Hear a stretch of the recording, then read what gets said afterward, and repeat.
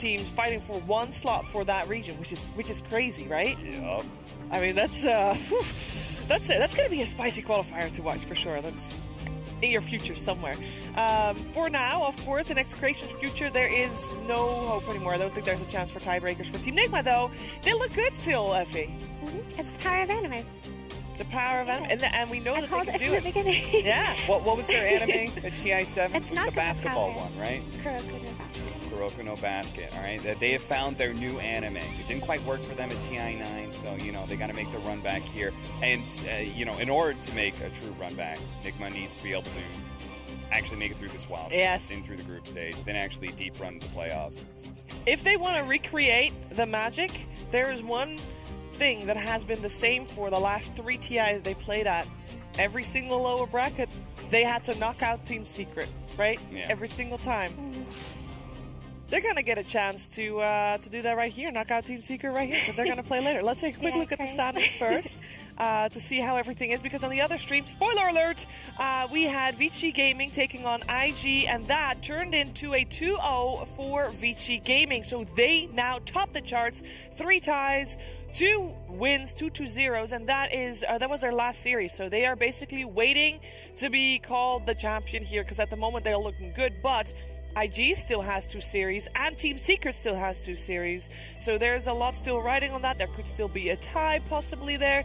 Team Nigma still has 1 series to go as well against Team Secret. There is actually so much possible yet, and I think the only 2 that are suffering, it's Execration and Gambit, right? Yeah, they're both eliminated, Yeah. and Vici Gaming are guaranteed a spot for at least tiebreakers. Yes. For a while. Either they're in or they're playing tiebreakers. Yeah, yeah. And that would require either IG and Secret to go undefeated in their next 2 series, right? They would have to be able to go 4-3. Nigma simultaneously would also need to be able to. So I guess the only way that works, because Nigma and Secret match up against each other, right? The only way this works is if IG go undefeated 4-3, and Nigma beats Secret 2-0. Yes. That's the only way this happens. So IG still has 2 series. 1 is against Gambit, and 1 is against Team Secret.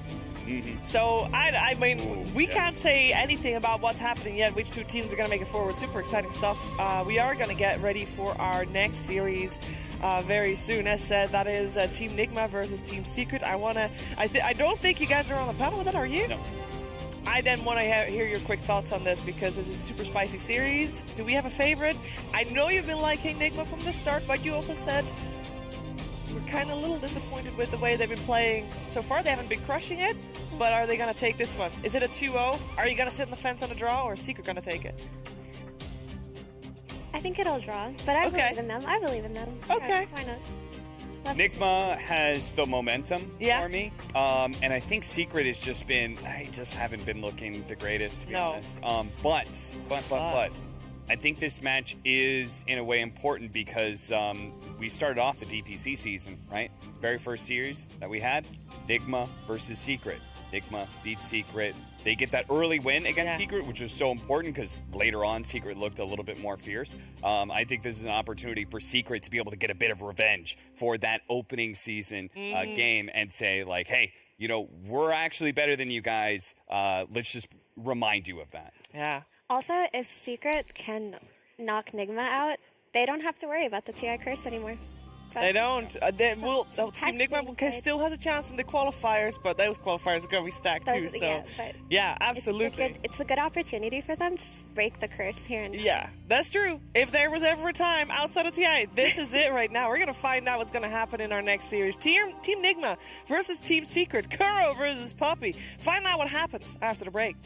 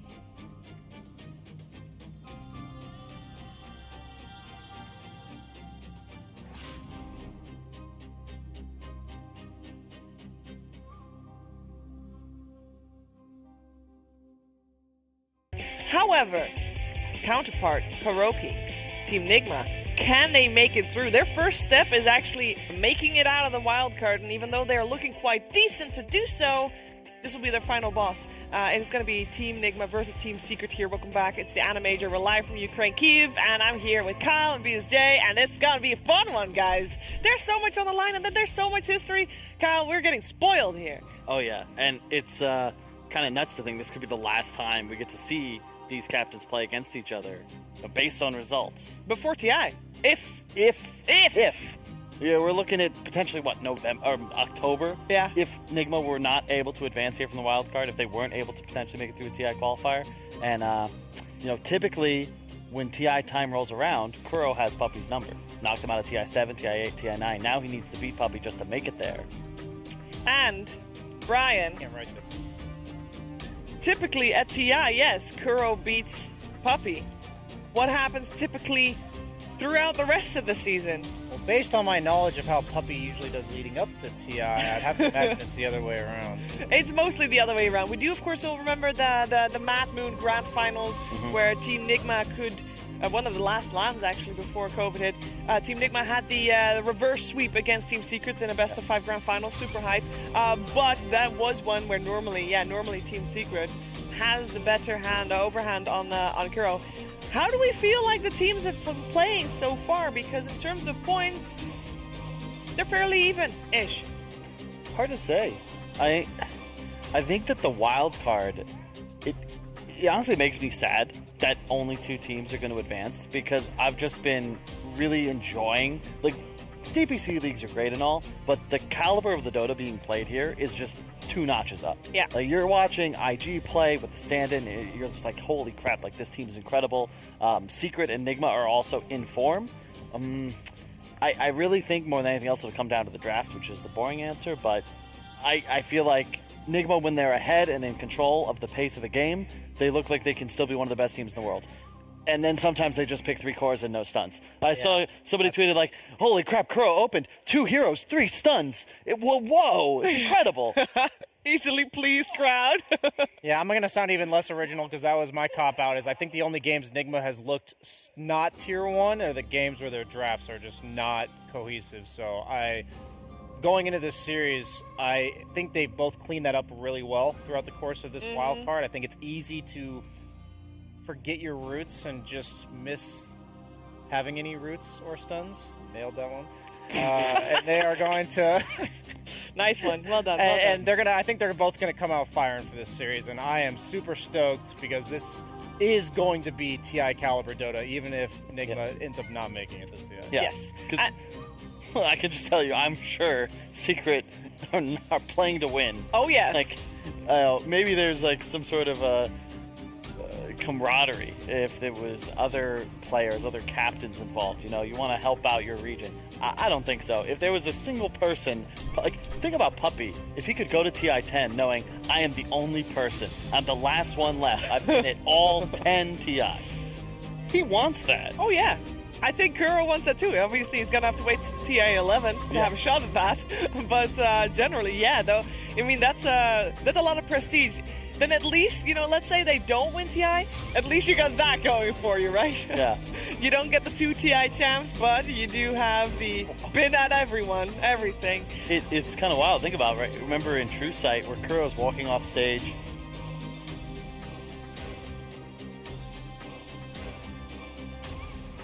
Generally, yeah, though. I mean, that's a lot of prestige. Then at least, let's say they don't win TI, at least you got that going for you, right? Yeah. You don't get the 2 TI champs, but you do have the been at everything. It's kind of wild. Think about it, right? Remember in True Sight where Kuro's walking off stage, just lost the TI 9 Grand Finals. What's his line? Guess I gotta win 3. I gotta win 3. What a competitor. And I think both these guys really kind of embodying that spirit of a competitor. Yeah. Let's get the standings things out of the way for a second. So far, Team Secret has only played 3 series.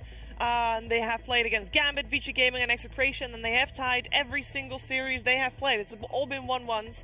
And after this series, they will still go on to play IG as well, so they're not yet done. On the other side, you got Team Nigma, who has tied once against Vici Gaming, But then they went on to 2-0 Gambit. They have also just 2-0 Execration. They did get 0-2'd by IG, but in terms of points, they are a little bit ahead of the curve. Here's the standings for you real quick.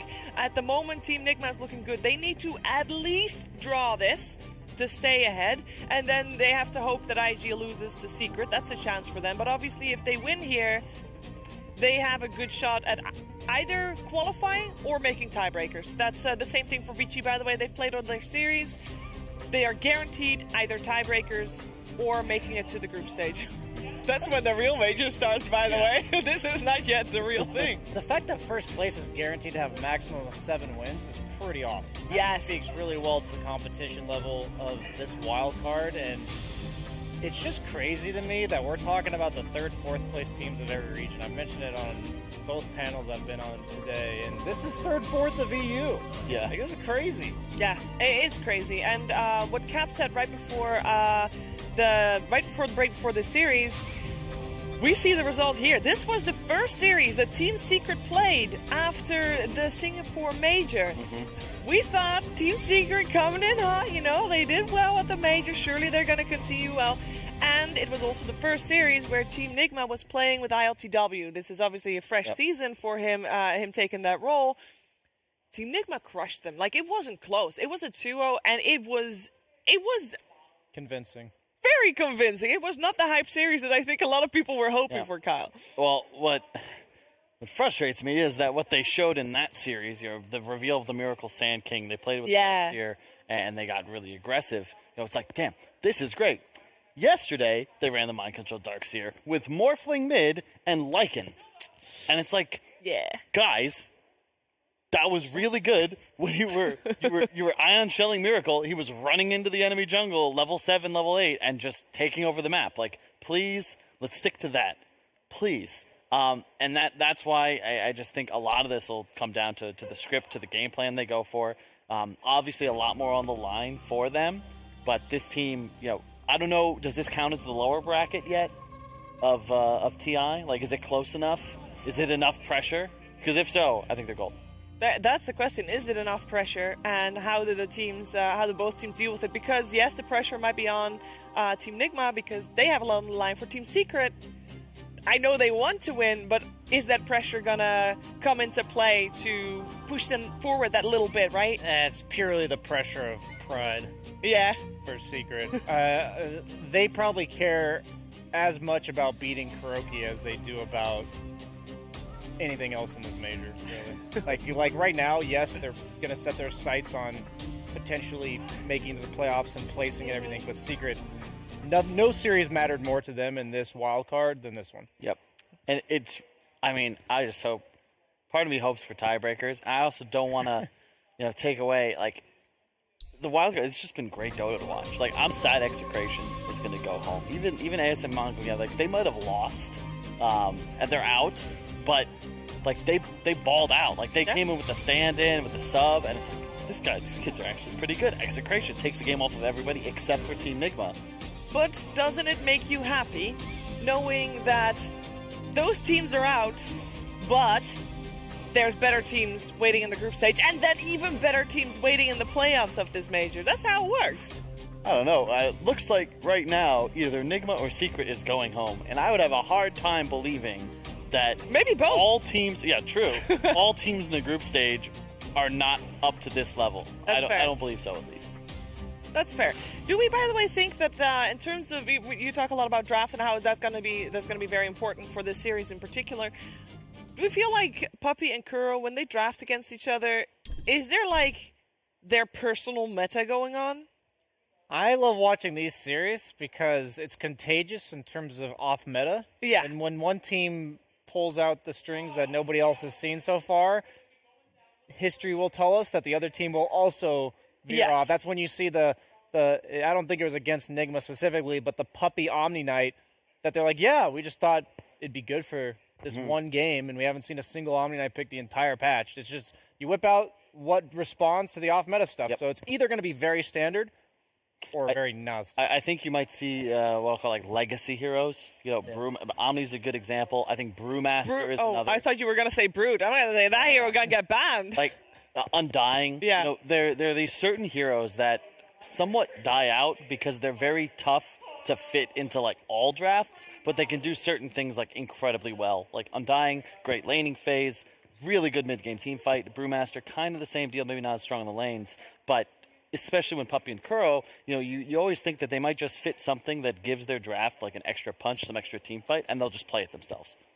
I want to bring up a point, and I don't want to be disrespectful, so this is normally not a good start for any point, but Team Nigma, they got ILTW, of course, fresh in after mid-1 for this season, and he's been fitting in really well, right? He's been doing actually amazing. He's been crushing it, and it works.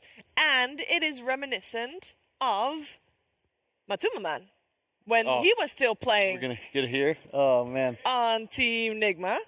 First of all, I'm going to stop myself right here. Am I right in saying that? Like, do they fill the same type of role? Kinda. Like, I was making a joke. I think it was Rich was asking about whether or not he could make this joke. Because don't do it. The way that they were drafting, it's like as if they still had Matumpa Man. And then yesterday, I can't remember what they do pick Lycan. There was something that's like, it was like Tidehunter, I think, and they picked it. It's like for ILTW. It's like, so we get rid of Wii for ILTW, and we're picking him Tidehunter. It's like, all these. Oh yeah, I said mid-1, but of course I meant we. Wrong team. Sorry. It's okay. It's tough to. All these Euro teams. Back in the day. Who knows what's happening with them anyway? My bad. It does feel like, and you can't really criticize them too much for the decision. Like I think, you know, the kick ended up like Kuroki, the guys, Matu, like everybody's cool. Yes. You know, and it's not as if Matu like he's landed on his feet. He's playing for Team Secret. But it does feel like even with all their success, there's still a hole in the lineup where Matu used to be, and they're still, it seems, finding that draft identity even 2 years later. Yeah, it's kind of funny. It's like typecasting, but instead it's like role casting into a different player, same role that they're trying to fill, and it almost seems like they're taking the identity away from the player that's joining the team a little bit, which I don't love to see on the side of Team Nigma, but ILTW for me has looked really solid, except for the classic Tier 2-esque carry player, 1 to 2 deaths a game. He's kind of still got that going for him in a negative sense. So if he can clean that up by TI time or by the end of this event, about within I'm within about an hour or 2. Yeah, I guess it's about TI time now. So yeah, he's got about 5 minutes left. I mean, if there's ever a time where you're going to show up and do your best, it's going to be this series because there's so much on the line for it, right? They need top 6. Team Nigma needs top 6 at this major if they want to make it to the international based on points. So, first step, make it out of wildcards. Yep. I mean, it's going to be a tough one. It's a stacked wildcards. IG and VG Gaming definitely proven that the Chinese region's got a one-up on everybody, and Team Nigma and Team Secret both trying to wedge themselves in there a little bit, Brian. It's working, sort of. Not yet. A little bit. You know, at what point is it, like, how do you, like you said, how many steps away from making it do you still feel the pressure? Yeah, when does it kick in? That pressure, because we all know that Team Nigma has got one of the most vocal fan bases, and that is not an easy place to be in, right? So the question was, how is he going to deal with that? And Kuro said he was very happy because ILTW, that series, like, he overperformed. It was great. So that pressure, he performs better with it. Yep, and it's a tough spot too because you know that Kuro can't be the problem. It can't be Miracle. It can't be GH. And I personally agree with what Effie said on the last panel that Mind Control has been the best player on this team for quite some time. So who's left to blame? It's the new kid on the block. Exactly. And it's definitely not his doing that they win the series either. Yeah. So you're like the lineman in NFL. Yeah. Nobody notices the input that you're given. If it's a win, it's the quarterback. If it's a loss, it's the quarterback. It's what you're saying too, right? You feel like any player that takes that slot that ILTW has at the moment, you have to kind of turn in your identity a little bit. Because there's Miracle on the team, and he'll take up a lot of that, right? So, so you only notice him either if he absolutely shines, which he can do, or if Unfortunately, they lose, and then he's an easy target. Let's find out what's going to happen. We got a draft in front of us. Broodmother, of course, banned, as well as Puck, an Ancient Apparition, and Nyx Assassin on the side of Team Secret banned now. We got Team Secret on the Dire side, Team Nigma on the Radiant side. I thought Shiva would never start the draft. Yeah. What's wrong? I just thought I was waiting for you to start the draft. Like, no, that's not on me, guys. Just wait so long. yeah. Oh, that's, You have the button right there. I have the button. They don't start playing unless I press the button, guys. She just wanted to keep talking. I do like talking. It's my job. She's talking. I know Slack's like talking too. We can hear him. I know you at home can hear him probably too. We got Snapfire opening coming out for Team Secret. Snapfire, this major so far, sucks. Really? Absolutely. Like before today, I haven't looked at some of the other games, but before today, her win rate, she was played 5 times or six times, and she only won 1. It was very sad. That's not good. That's a decent enough sample size as well. Yeah. I think it's funny that Nyx Assassin is in a first round of bans between 2 European teams. Yes. We saw virtually no Nyx Assassin for the entire DPC, so you can already see the cross-contamination of the metas here. You think that is mostly scrims? It has to be. There's no other reason unless they think Snapfire, specifically being first picked, has to have a Nyx ban, because Snapfire is traditionally hard countered by the stun. That's more. Oh! That's a lot of stuns, Chiefs. And a Hex. That is. 2 and a Hex, I think. 3. That counts as 3. That is 3. Well, we'll you count the Hex system. You can still move. And you can pick up runes. Yeah. I already like. If you get surged, you're really fast. True. That Darkseer coming in. I don't know who would play the Mars. Likely MC, but I wouldn't put it past Nigma based on their read. That's another. Well, we've seen this quite a bit, but I wouldn't be surprised to see ILTW perhaps even on a Mars, because they really have started to like this semi-carry / double offlaner style with Miracle on the hard carry mid. Yeah, I wouldn't hate that, but it's the fact that they've got stuns means they have a lot more options to pick for the lanes. Yeah. The other game where we saw the ILTW Tide, we're being a little bit hard on the Tide. I think the fact that their lineup was so poorly put together before the Tide made it so that they had to pick for the lane and the game, which is almost impossible most of the time. So now that they've got all these stuns, you purely focus on your matchups, and in that case, if you're able to swap up the lanes a little bit, put the heavy hard carry in the mid lane, get some good matchups on the side lanes, that's much more viable. And from the Secret POV, they're still using the only 2 real pieces of information I was able to gain from the week in the hotel quarantine, just kind of trying to get info, which was control the armor, you're going to win the game, and TA is really good. They've already kind of doubled down on both those concepts. They're playing Dire, so definitely more important, I think, to try to exert control over the Roche area. And I think also a better Ancient triangle, at least from what I've seen. You only need 1 ward. You can secure it pretty effectively. And I think it's just easier for the offlaner to stack. Yeah, it is. It's just a slightly shorter distance to make it to. It makes that big of a difference. I think it's the combination of the distance being shorter in regards to going from lane, but also the rune is just right rune's there. Closer. Rune's right there. I think it's also easier to double stack the camps because there's certainly less travel time there. But either way, now from what I think we saw, was it yesterday on the other stream? Might have been this one. Can't even recall. In the IG game, they were really effective at invading enemy triangle, controlling the ancient camp, either blocking it or trying to apply vision. And the alternative as well is like Secret, they're going to look to guard their own hill and ensure that TA gets that 7 to 9 minute run through and just quickly gains like 1,400 gold from a quad ancient.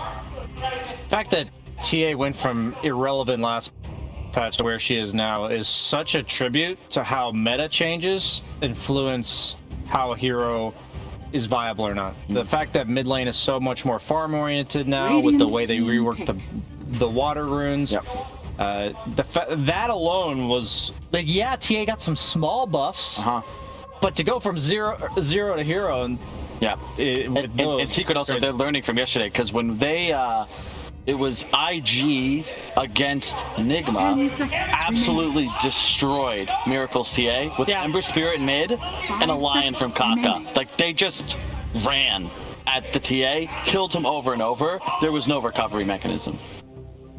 Emo is nuts also. Like, The biggest thing about Ember and Bat, out of all the heroes that counter Refraction, is their ability to just kind of constantly follow you around the map. And that's what TA hates. She doesn't even mind getting ganked once or twice if that means you're going to have to leave her alone in the future. But that's you never get the break when you're dealing with these local down heroes. One thing that IG also did, if you want to reference the IG versus Nigma series, of course, that's the only series that Team Nigma had 2 losses in a row.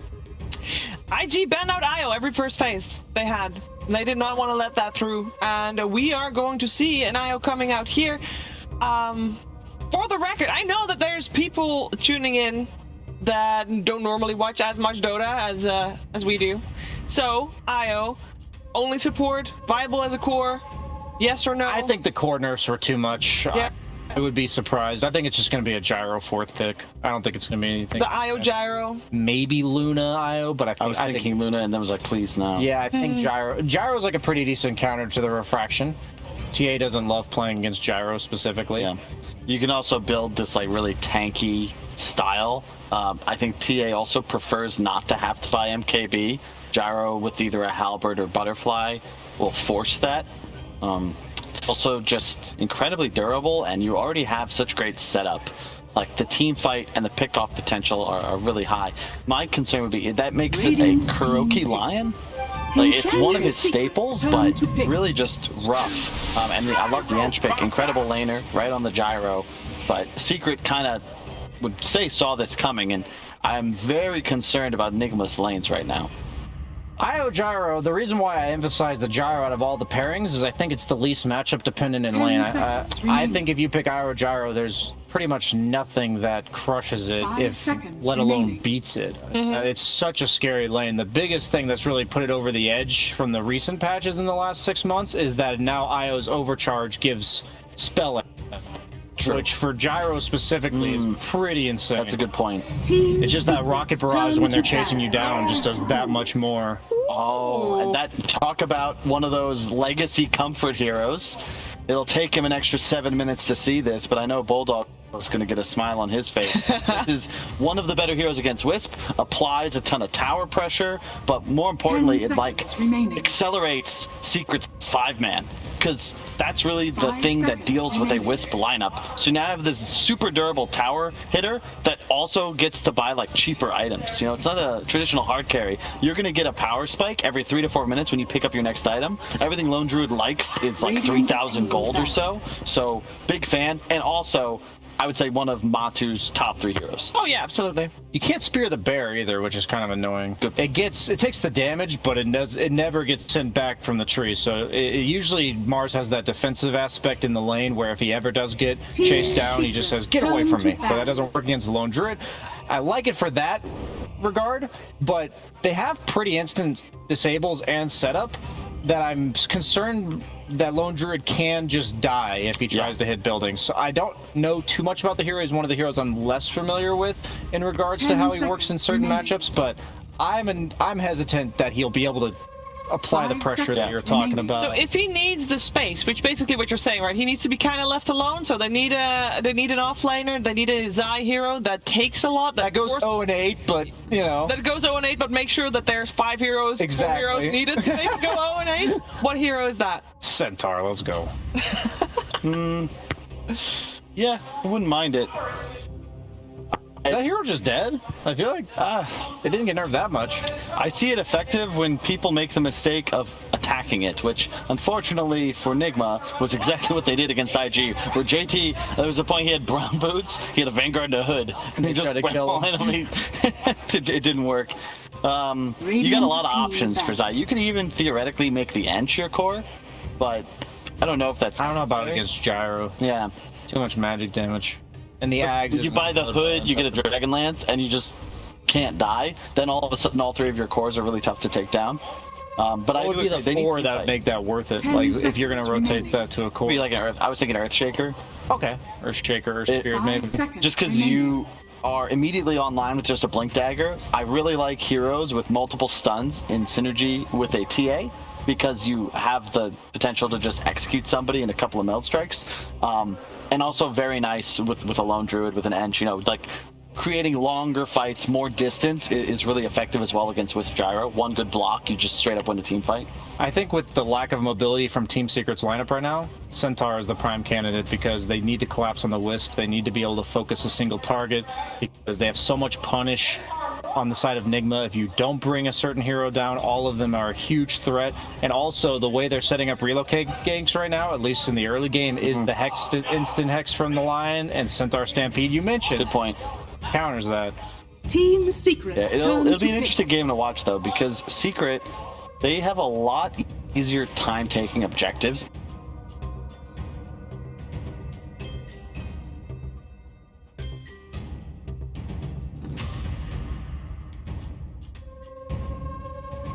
Ten seconds remaining. 5 seconds. Leave this remaining. Lion. Radiant Laning team phase kind of has to go well. Ooh. Swap it up. They go for the Axe. Get Okay. surprised by Axe against Gyro. I really like Gyro with a save against Axe. If I'm playing Gyro with no save, where I just get Blade Mail called and die, it's different. But you have so much magic damage that even if you get called, 10 seconds you're still, remaining. or even if you do call on Axe, you still die to it. Yeah. Which is the. 5 seconds. He's remaining. also really good at punishing you from cutting, and that's what Axe wants to do for the first 8-9 minutes. So we'll see. We will see. What do we want to see for... Oh, we're going to get an answer straight away. It's going to be a Razor for Mind Control. Happy with that? Could be a mid-Razor. It's a mid-Razor. Yeah, mid-Razor. Mid-Razor? Oh, sorry. Yeah, Mind Control's playing Mars, of course. Miracle. They could have swapped that up. So yeah, but they probably wouldn't. That was my bad. I think the Bear, theoretically, too. Mid-game fights. So, in my heart of hearts, I never like seeing a Razor, but we watched the last major and EG just kind of picked it when appropriate and got all the way to the finals. Arguably, should have rode it all the way to a 3-0 win in the finals, but in this spot, it's good to have a link against the Bear. A big link to start the fight will really help you out. The matchup against TA is Razor favored, but I don't think it's as bad as it used to be with all the water runes. It's not. A lot of TAs just rush boots. Yeah. You'll get like 2 branches and tangos and then just rush boots to make sure that link gets minimal duration. I think TA is just a better hero than Razor right now, which is sometimes a simple enough explanation to why it's still going to do okay. But I honestly like Nigma's draft a lot more. It may be due to ignorance about the power spikes of Lone Druid. Yeah. But I think they have enough tools to remove him from the picture, and the pace of the game required to slow down the pace of Nisha on the farming pace. Like, they're going to run at him. We talked about it coming from the mid laner. The Gyro's going to participate in this as early as like 6-7 minutes. But I'm going to need to see Kuroki step up. Like, not as a captain, not as a drafter, but as just an individual player. Make it see plays. He has to get things done. It's a tough game. He's going to have a rough laning phase, but he represents so much pickoff potential. It's him who's going to really enable Wisp Gyro. He needs to help mid and get a couple kills in the TA. So, you know, he wants to be at his 10th TI. I think it's got to start with some plays right now. All right, well, let's see how this series will kick itself off and who takes the first game. We're going to find out together with our commentary team of Fogged and OD Pixel. Why, thank you, Sheev. Yes, we have Team Secret versus Team Nigma, and I am here joined by the beautiful OD Pixel Pillow. Owen, are you there? Can I hear you? Can you hear me? Oh, there he is.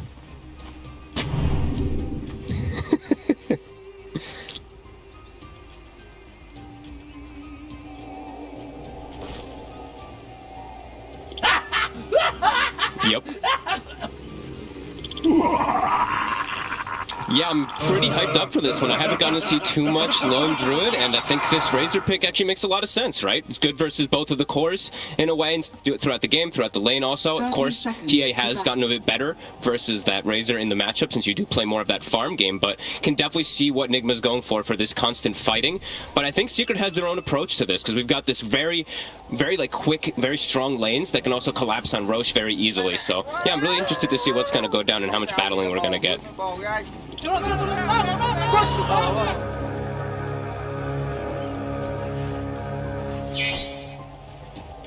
The battle begins. Oh.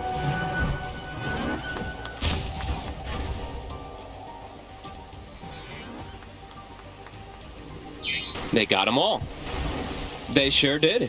They set themselves up really nice. It was such a quick opener the way they actually just ran up into the high ground, so just asserting their dominance right away. Like it. And this, so the thing about this, I've seen them a couple times now playing with this IO. We got to watch a lot during the DPC. Of course, it started getting banned a lot, but GH is very active with his movements. Like I'm pretty sure, even though he is playing this like babysitter for this gyrocopter, we could see him make rotations onto mid lane to help out Miracle. Since he is versus that TA, could definitely see a little bit of a collapse coming out.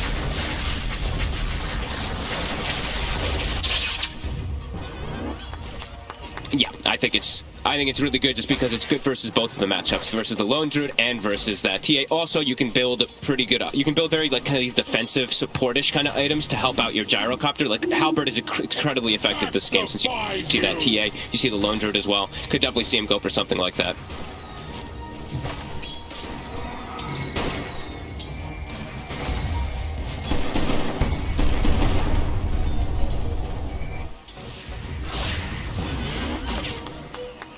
I actually think they're both kind of just going to be able to farm, because IO's going to give that extra sustain, so sometimes Battle Hunger and the Snapfire like pressure can be annoying, but I think IO counteracts that, and I think on the other side, he's got Enchantress. So for the most part, Puppey should be able to secure that lane, and Puppey's actually going to start bullying Kuro a little bit, as, you know, we do see that pull behind the tower right away, so it's starting to trade some right clicks. So Kuro's actually going to have to drag it into the tower.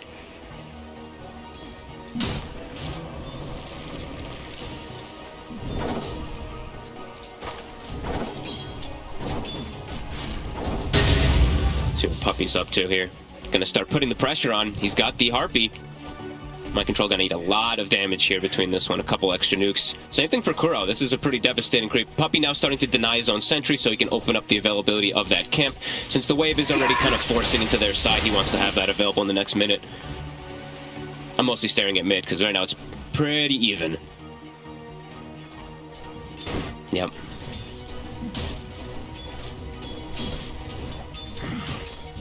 In the past, it used to be a pretty Razor-favored matchup, but now, exactly like BSJ was saying, you just rush boots immediately. Like, right away on these TAs, he starts with the quelling, so he gets a little bit extra damage to start, and then he gets boots, so he will only get drained a little bit here. Actually continues to drain, so 45 drain, but he's still got a decent amount of damage to work with.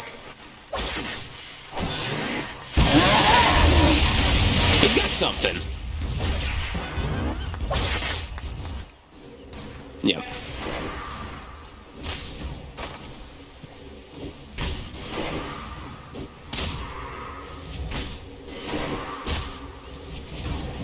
So we're gonna be eyes on, like, yeah, gonna be eyes on Yapsor right now. Yep. He's gotta be a little careful. He'll be okay.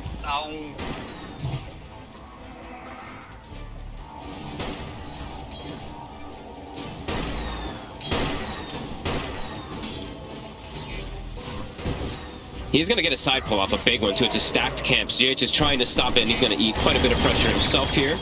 But that's going to be a very big wave that just effectively is going to get denied from those creeps. So they're actually just trying to run him down. They have 10 stick charges, so trying to actually maybe potentially get the kill on Zai, but Cookie's forced. Gold is a great conductor.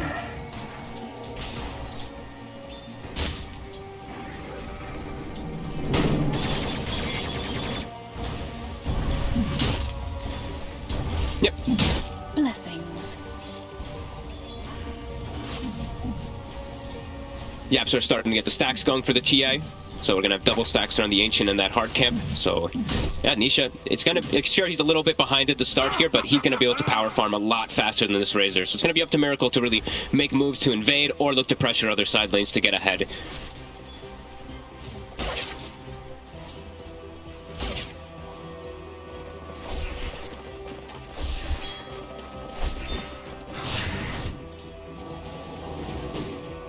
Is obviously bottom, GH and RTW playing very much holding each other's hands here. Very important too, the barrier does get quite a bit stronger at these levels, so Mind Control, his lane gets harder, I feel like. Yeah. I wonder if they actually maybe give Zai some of these stacks down bottom. I know they probably want to give them mostly to the TA, but Axe also needs to have a game, so there's a little bit of an overlap there that they do have quite a bit of heroes that do want to rely onto those jungle creeps at some point in the game, so we'll see how they decide to distribute it as bottom. Yapsor again getting very low. But he's got to be able to take down. Yeah, well, the missile not going to pose too much of a threat, and they know that, of course, only playing with the 1 point in the missile in this laning stage, not putting anything more into that.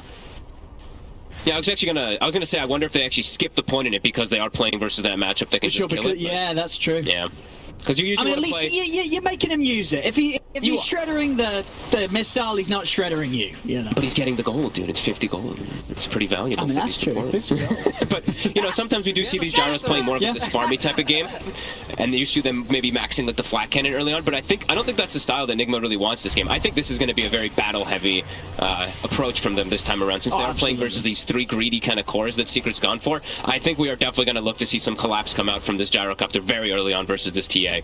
No, definitely. Yeah, they do not want to give Nisha the time to hit those fast early item timings. They want to force him to try and turn up, and they are, as you say, going to have that insane team fight around mind control. Once he, when he gets to the 6, obviously he isn't going to be there too soon. I mean, both offlaners having a bit slower time when it comes to XP. As there we have it. And he's going to get caught out of position. Miracle's trying to get something in return. But Nisha Puppy Yaps are here. This is looking like a pretty dead Razor. Nick getting caught out around this mid lane as Secret are able to bring in the numbers and come in with the outplay. Nice play by Puppy, using the Mud Golem that splits into the shards, gets the 4x hurl boulders at the target too. That was very nicely done. As they both do meet up, they leave Zai alone on an island, as we do see happen quite a lot for them, and now they start looking to actually play around Nisha and look to actually maybe claim the enemy triangle a little bit here. So Nisha kind of farm over here nicely. Some good aggressive moves.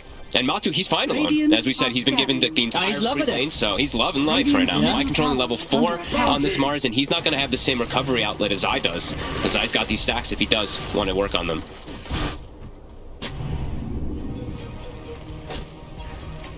Looking at that extra stack up here on the Ancients.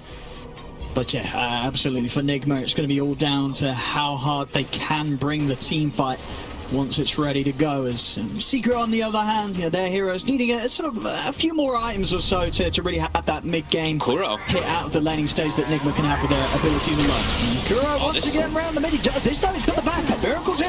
Kuro's actually able to get the salve off as they turn. Nice moves here from Kuro as he lives only just. But he will manage to get out, and Nigma this time, they'll be the side to claim the kill. Pretty cool actual thing that they're doing here as Secret, though. Like, they're using the traps aggressively into the triangle so that when Kuro walks over there to maybe get D-wards and there's an extra support, it's actually like 2 heroes are there because traps are just so powerful early on in the game. Just even that damage that they do come out with. Nisha indeed able to apply good pressure while still managing to maximize his farm here. Of course, no surprise, he's still top CS right now as the TA, as he's able to keep his efficiency very high. What do we got here for the runes? Looks like it's going to spawn top. Nisha gets a bit unlucky. Miracle. He's going to be very happy because he does have that bottle, so he fills it back up. And now Puppy, he might be in some trouble. He's looking pretty dead here.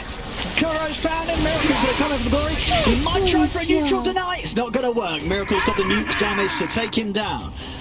There's another kill here around the mid. This time, Nigma, much better setup for any sort of movements. Sure, earlier we saw Secret come around this area. Now Nigma's definitely telling Secret they're prepared. If you come over here, we're ready to take you down.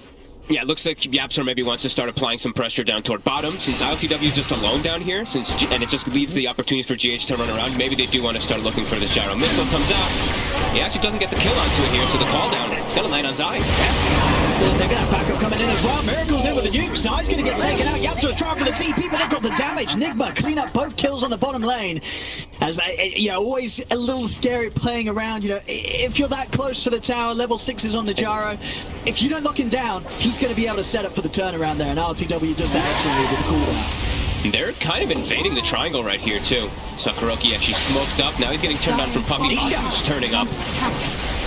And he does have the backup of Matu and his bear, so Nisha, despite being linked pretty heavily there by Miracle, this should be fine. Matu's still trying to get the bear in onto GH, onto the side. Zai's got the cool control onto Kuro. Kuro's out. Matu's going to be able to continue to chase down GH. GH trying to tether the safety, but these traps just all over the place, consistently slowing down Nigma. As soon as they sort of get in too deep, it's very hard to get back out of Secret's territory with the amount of traps they have laid down around this area. Everybody rallies over. Like, Secret identity, they know how important this area is. Of course, with all those ancient stacks. So, and Matu, he just wants to push. Gets the root, but that's just a little bit of a love tap there. Yeah. I mean, Matu, he feels strong. He's had such a good time up top with the levels that he's picked up. He's on track for a good timing on the Maelstrom. He's ready to start running at heroes. I mean, this is what we wanted to see from both teams already. both sides showing that they're prepared to brawl. Nobody's dodging a fight here. They absolutely have to. Like, we know at some point Secret, they're going to look to force that roast really early. I was checking to see who's building a medallion for them. I think it's just going to be the Snapfire. So they've got the meld, they've got the little shredder, they've got all that to be able to go for it. And Nigma, they're going to know, and they're going to be able to fight around there. They have really strong team fight around the Roshan pit. So that's going to be one of those big next targets that we are seeing. At least Matu continuing to play around this bottom side, giving Puppey some levels toward top, since Puppey is only level 3 right now in this Enchantress.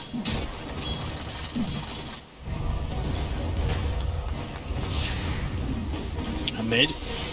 He's got the lance already finished on Nisha, so this incredible long distance now that he can play versus the Razor is going to be really nice. I wonder if he actually goes for like the full Hurricane Pike potentially in this game, since he is playing versus the Razor. It actually has even better value than usual. We'll see if he does go that route, because you usually just go for your explosive damage anyway, and he is playing versus like IO Lion, so very squishy heroes that potentially he just wants to get the Deso and one-shot them, so... Yes, I think as nice as sort of concept Hurricane Pike is, it's a lot of money for a 4-star on a carry hero rather early. So I think there's definitely a chance we might see it later, but I'd be surprised if Nisha gets it early. Yeah, I agree. And there is ways that they can break the link, right? They have Savage Roar. This is actually one of the important things I didn't really touch on, but Savage Roar in this game, really effective versus the link, but also really effective versus Tether. Those Tether targets, you can break the Tether in some situations, and that can be a really big, powerful outlet that Secret could utilize. And we do see Nigma rotating toward bottom to defend this tower. Yeah, and do you like this? You feel that Nigma, they should be in a position where they don't want to let this tower go down early to Secret?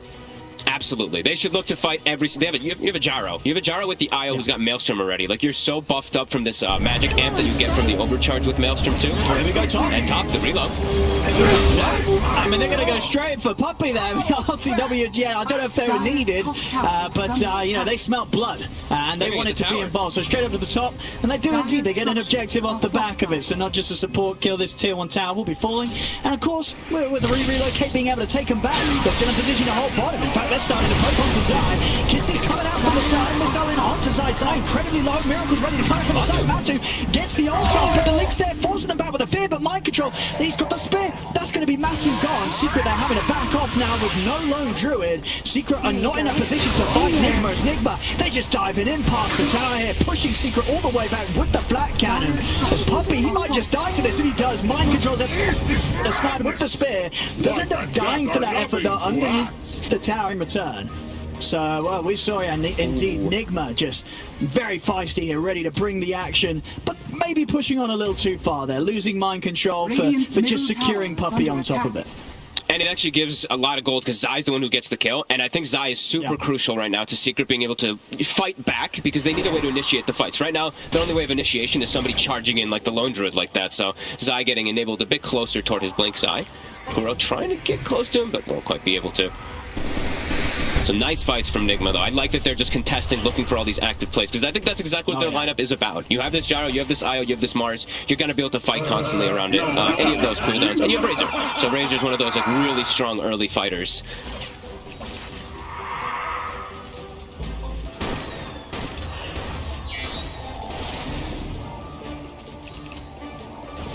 Let's see in terms of Matu's progression. What's he got coming out here?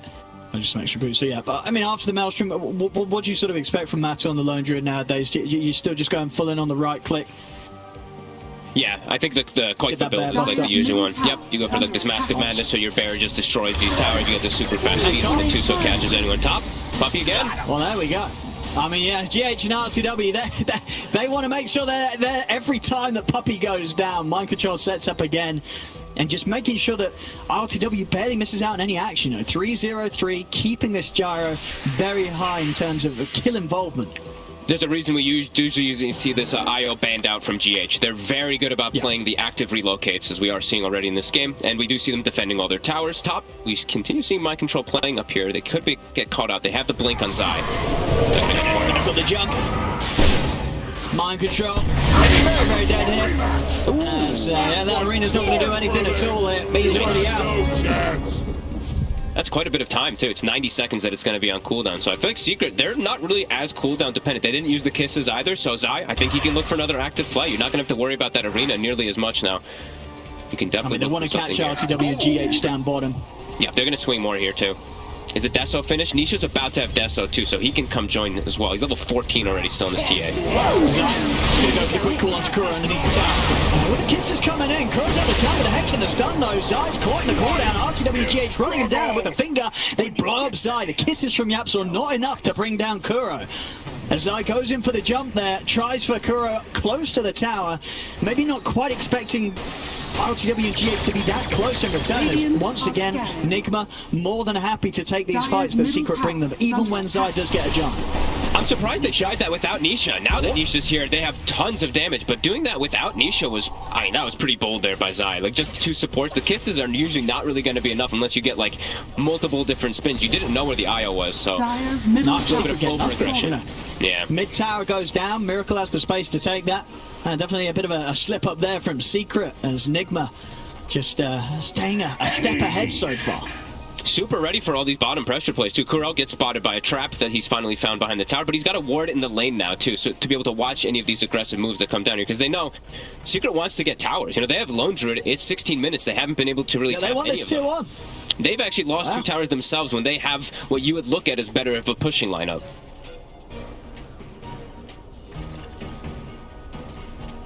And now Mars ult's back up, so they didn't actually get any type of capitalization on that for Secret. Ooh, but no way are they actually. They're actually taking Roche. I think the TA lineup. This is a big hit here from Nigma. I don't think Secret expects this at all. You don't necessarily expect Gyro Io to go Roche this early in the game. This was a part of Secret's game plan to take, but Nigma's got it. Aegis here, 16 minutes in for RTW. I can guarantee you anybody who looks at these 2 drafts would not say that Nigma gets the first push. That's such a heads up play. He's so farmed. Like Treads, Ags, Maelstrom already finished up on this Gyro. He's got some excellent timings. I like the GH actually goes for his medallion build this game rather than going the usual mech that we have seen. It actually works out perfectly just for them to be able to go for that. And they are playing versus this entire, you know, this whole minus armor draft also, so it makes a lot of sense for him to go for this medallion Solar Crest build up. And look at this bottom. Miracle Kuro trying to set up the trees. Miracle's got an Arcane Rune ready for this fight. He's going to head straight in onto Puppey. I mean, Secret, you know, they're sort of showing some of themselves down here. But Nigma, again, they're just sort of coming and getting these kills. And it does still feel like that Secret, maybe especially after seeing that Roche go the way of Nigma, Secret, they've got to reassess the game plan here. Absolutely. I think they need to just start bringing Nisha into the fray. I think he needs to maybe even get Blink Dagger first, and then they just need to start making plays with his TA to get them back in the game, because it's starting to look pretty rough. Like, Nigma's just started to make all these heads-up moves, and it's easy for them. Zai makes the move bottom. Nisha's in the area. They're going to have backup coming in. Just bringing in with the relocate. Zai's going to get burst before any action even comes into play. Nisha doesn't have a blink yet. He can't get on top of him at the same time as the axe call, so they don't have the follow-up at the instant moment. Mind Control trying to get in there for the catch onto Puppey. With the 4-star done, Puppey is able to make it out. But yeah, they keep trying for something down here on this bottom lane Secret. It's never working out for them. Nigma, they'll take the tower, they're getting the kills, 11-6, 3k lead. Nigma playing this just sort of lineup that they've entered the game in with perfectly, and it's definitely causing issues for what Secret wanted to do this game. It's crippling Zai's game quite hard, honestly. He got a decent Blink Dagger timing, but without a good follow-up like Nisha with a Blink, he can't actually go for these kills. Now Nisha has Blink. Now they can actually do these type of call plays where they'll have some type of follow-up, but Nigma has been very prepared, and now they're starting to get pretty damn tanky. There's already a Talisman of Evasion on ILTW. There's already, what, like an S and Y and potentially a Plate Mill finished up on Miracle too, so 2 of these cores are going to be very tough for them to bring down. It's really going to only be Mind Control if they find him, if they are able to just instant burst him with those Blink follow-ups. It's a big concerning here for sure for Secret. And you sort of look at the net worth difference in some of the cores, and sure, you say, you know, he's only 1k behind that of Mind Control, but you know, Mind Control, he's 2 levels ahead. He's level 12, and he's a Mars, right? I feel like even if they're at like the same level, Mars is just able to offer so much more in comparison to an Axe, say, you know, that's a similar level of under-farmed. Oh, absolutely, because their actual combo plays are what? It's like the Lone Druid's going to be able to beat on an Axe Call or something like that, but it's mostly going to be the TA and Snapfire. When you look at the lineup of Nigma, they have phenomenal follow-up with that Mars ultimate. They not only have the call down, they have everything that comes from the Razor, they have this Lion as well, so yeah, it's looking really good for them right now. And they even now have a Blink Dagger on the Lion too. Kuroki has somehow found all this farm. So he is huge. They have double forms of initiation. This is looking pretty tough right now. I mean, and how much of a game does this look like in terms of a game where Matu can sort of just, you know, play his own game, live the lone druid life, push out lanes, go for the split push, and end up sort of getting to the point where he is able to carry this? Like what sort of the carry potential look like in this match for a lone druid? It's not nearly as easy. It's going to be because it's Link. You know, that's why this Razor pick last was so damn good. Not only just because the lane versus the TA, but overall aspects of the game. Like, linking a TA in a lot of situations isn't the most effective because of how quick her burst damage comes out. But a hero like Lone Druid, it's all about the long, drawn-out fights where his damage just starts ramping up. His roots keep coming out. If you're linked up on the bear, you're done. Like, you're not going to be able to actually fight at all. So Secret, they need something big really start to come into their way. They're going to look. Oh, Minotaur. He's sort of trapped up to the side here. He might not be in the arena, but he's been caught. He can't get out. He's sort of stuck in the corner. That's Nisha out. Let's see if Secret can do anything in return. Matu's trying to send the pair, and of course RLTW, he still has that Aegis. Miracle's been able to get round, wrap round onto Yapso. Stopped for Kuro, lined up onto the two of them, catches Puppy, catches Matumba Man. They will lose Mike John. Matu's able to push them back in time with the fear. The bear, this is going to suffer here as RLTW Miracle run down the bear. 300 gold there going the way of RLTW. Matu and Zai just having to head into the trees, having to back off. As, Miracle really catching the dash with the field. And Kuro, he's looking in for the side. Zai was TPing out, but he actually cancelled his TP.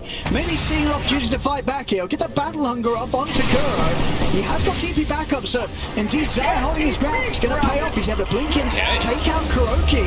The decision here to keep the fight going, it's working out for Secret. They've taken out RLTW the once. Zai's able to come under the call. GH, can he offer anything to keep him alive? He cannot. RLTW will fall. Secret, they'll hold their ground here, and they'll finally be able to kick back at Nigma.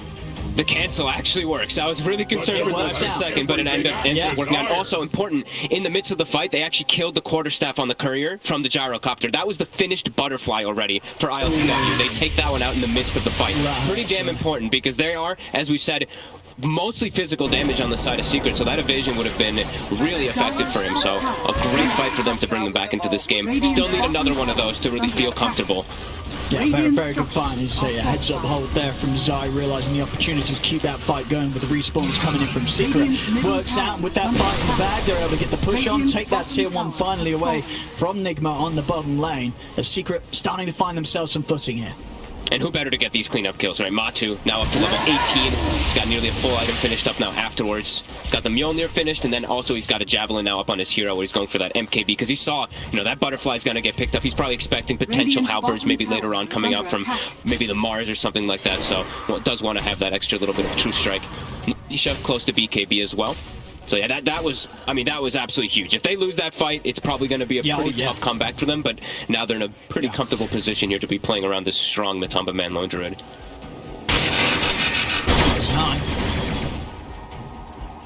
Zaiing this up, but into the gyro in the eye of that close to the tower. Not quite confident he'd have the follow-up. Yapso and Matu already starting to back off.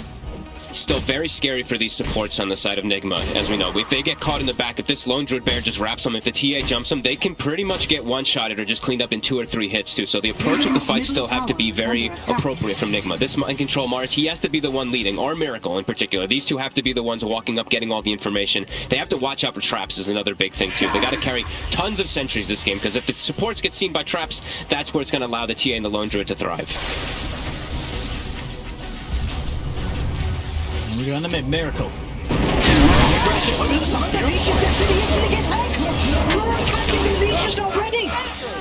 An instant catch there from Kuro leaves no chance for Nisha to get off his newly purchased BKB. That's Nisha out for 70 seconds. Nigma's ready to run down for more. They're chasing Puppy out to the high ground. Miracle takes down the Enchantress. Yapso's gone as well. I guess just being not prepared there for Kuro to make that jump on him. Nisha tries to get the fight started on the front. Kuro instantly sees and finds his target. Dude, Kuro's having a hell of a game. This early pickup on the Blink Dagger that he got from earlier, also maybe even the Keen Optic catching off Nisha a little bit because that cast range. The Spear misses, but doesn't matter. Now, up to high ground, Rox is easily going to get cleaned up here. Nothing. Absolutely, yeah. Straight up to the bigger objectives. This mid-Rax, it is gone off the back of that quick move from Nigma. I love the itemization that we're seeing right now, too. Look at this pickup from Miracle. Just AC full finished up before that fight, too, so they just know. There's like no magic damage really going to be coming out from Secret. It's just kisses. That's pretty much it coming from Snapfire. Everything else is physical. So all they really need to do now is just build the counters to that physical, as we're seeing everybody do. Ghost Scepter on GH. I believe Lion. Kuroki also has a Ghost Scepter queued up, soon to be finished. Walking back in. And Miracle's just running in. I don't He feels mind so going for a strong. little bit of a walk outside the base of Secret. There's nothing that bothers me. A few tickles here from Nisha. As Miracle is ready to hang around. Okay, that's a good one with a tickle there. The bear comes in with a claws. Actually rips Miracle apart. Matu, he is going to die in return. Mind Control's able to clean up another hit. Zai goes down, but they've lost the claws here. The two of them here on Nigma. Secret, they're going to try and chase for more. And, well, honestly, what a Miracle did go for a little bit of a wander, nonchalantly close to the base. Bit of a mistake. Nisha might have tickled, but Matumba Man's bear, he was hungry, and he ate Miracle right up. He walks up literally into high ground pretty blind. They have that, I mean, that one was actually placed afterwards. They actually had no vision whatsoever. They get the melt, they get all the minus armor connect, and they actually look at their lanes too. Like side lanes were in a pretty good position for them to back up and clean them up to get some farm, but over aggression does make them pay. Yeah. Oh, absolutely, yeah. And that walk. Spear. He shoved it off. They got enough damage yet. Not quite, no finger for 50 seconds, so Nisha's more than fine. Easily able to be bounced out there by the cookie from Yapsaw. But yeah, again, an additional bit of breathing room here given to Secret. Now, despite being in this position where they've lost the mid-Rax. And Roche does respawn right now. So that's going to be a next big point of contention. There's going to be Arena Blood ready, the BKB's ready. Nisha? It could continue to try and break the combo, but Mind Control's in with the Arena. Nisha this time around will be able to get the BKB up, but Miracle's in with the static link. Nisha's losing damage, it's losing HP. Nisha goes down, so does Yapsaw. Again, Kuro's aggression able to force the action, force the kill. As with those secured, indeed, straight into the pit they go. With just 3 alive on Secret. Very little to be done about this unless Zai wants to go for the YOLO play. I think he might do so here. Blink and BKB. I think he might just have to. He's out the trap, so let's see if he can try. He doesn't want to. Go for it. No. He doesn't want to. After the GX, they're going to bring the action straight away. The call Matumba Man. Zai's going to come up with the call to try and help out Matumba. He'll get the fear off. They're bringing down RTW pretty low. They'll try to pull those out. He's alive! He gets the cheese off. He's able to get off to the side. He gets the cheese off. He's back up to full HP. Oh, beautiful moves there. GH on the IO. They're saving them big time. It's 4 down on Secret. Miracle's low, but he's going to be okay. He's got an Aegis. He doesn't care. He's ready to walk down mid again. As Nigma, off the back of that move, Roche in the fight. A beautiful move. I believe passing over the cheese there at the last minute. Getting him out in time over to the side so he could eat it. The combo plays there. I mean, they're just GH just keeping everybody alive today. That was, I mean, that was so quick the way they passed out. It looked like he was still even taunted for a second before he's actually to get that reload out of there, but does end up surviving from the pass off from the cheese. That was beautiful there coming out from Nigma. And big thing I want to highlight of is one of the critiques that we did have a little bit of Nigma during the DPC season was vision. Ward vision and sentries and all that. Just across the board was a little lackluster sometimes from Kuro. Look at these wards. This game, it's been beautiful. They have a base ward right now, so they're going to be seeing Secret all set up inside of there. This ward in the mid lane is what allowed them to actually go for this relocate play as well. It's been top notch right now from Kuro today. Oh yeah, the panel sort of said coming into this, didn't they? Sort of eyes on Kuro, and yep. Yeah, this game so far, Kuro absolutely performing. He's hungry for sure. ILTW now with a full Satanic, about to hit 20. Miracle level 20 online. He's got a DD in the bottle. His full BKB inside of his backpack. And it does just seem, even with the farm that like Matu's got, that sort of that difference between him and the Jara, the fact that they can easily get ILTW on top of Matumba Man just makes these fights ever so hard for Matu to approach in the manner that he wants to as a lone druid. And they've got these pretty good counter matchups for the cores and the way that they've itemized. Mind Control jumps in for a grab. BKB from Zai will stop it for a moment here. But he did not commit the ulti, it was just a spear, so he does force a BKB. So for the next fight, no BKB on Zai. He's going to get exploded. The mixed physical and magical coming out from Nigma is just a bit too overwhelming. And Secret, as we said, it's only physical damage, so that's all that Nigma has to prepare for, really. Yeah, and of course, Miracle still has that Aegis ready for the next fight. He does. Now they've got this mech too on GH also for this little bit of extra burst. And of course, they get a Paladin Sword on LTW. Yeah. Of course. Why not? That's pretty much part. And they get the Cloak of Flame on the Mars as well, so that armor plus that DPS to break refraction on top too. It seems like they're getting everything going their way the game. Except for a couple of one of those, dive plays, of course, from Miracle jumping up to high ground. But besides that, it's been pretty clean so far from Nigma onto the high ground. This base ward is still there. They did not know about it. This ward is spotting everyone from Secret. Side waiting. BTB still down. He's going to come over the corner, the arena's down. Matthew said that the barrier to Bear gets destroyed. The Bear's gone. There's no extra bear. 20 seconds. That's another Rax. 20 seconds. I mean, you're not holding on to this Rax. No, you're not. Nigma, they'll take this second set very easily. Still a tier 2 top, so Secret will have that to rest on. Enigma, they may even start poking at the tier 4s here. Yep. Zai's out for 30. No buyback available on him. He's still a fair bit of gold short of it. It's Nigma. They're looking to close up this game. What can Secret do with the 4 of them? Yaps are trying to split them back here with the kisses coming out. See if RTW really cares. I don't think he does. They can come close to him. He's got the Satanic ready to pop if he needs to, and he's got the backup at GH. He trusts his life in the hands of GH, and understandably so. Again, there's the catch. Nisha immediately caught. They'll try and break him out of the combo to the side with the fingers down. Nisha out of the game. No chance to get that BKB off yet again as Kuro's able to get the catch on him. And there it is. GG is called. Nigma hitting hard with some excellent Dota here in game 1. As Secret, they could not quite keep up with them. No, that was, what, besides like the one little mistake.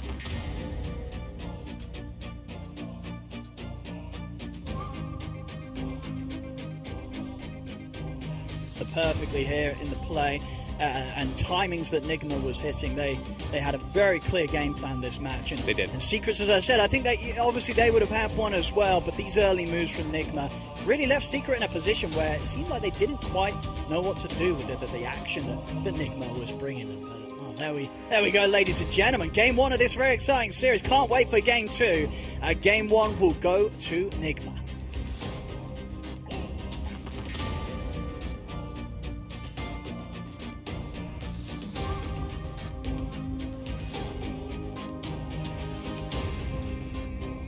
Oh, please. It would be nice, actually. I want to talk about the game, though. There's so much to talk about with this first game on this 2-game series.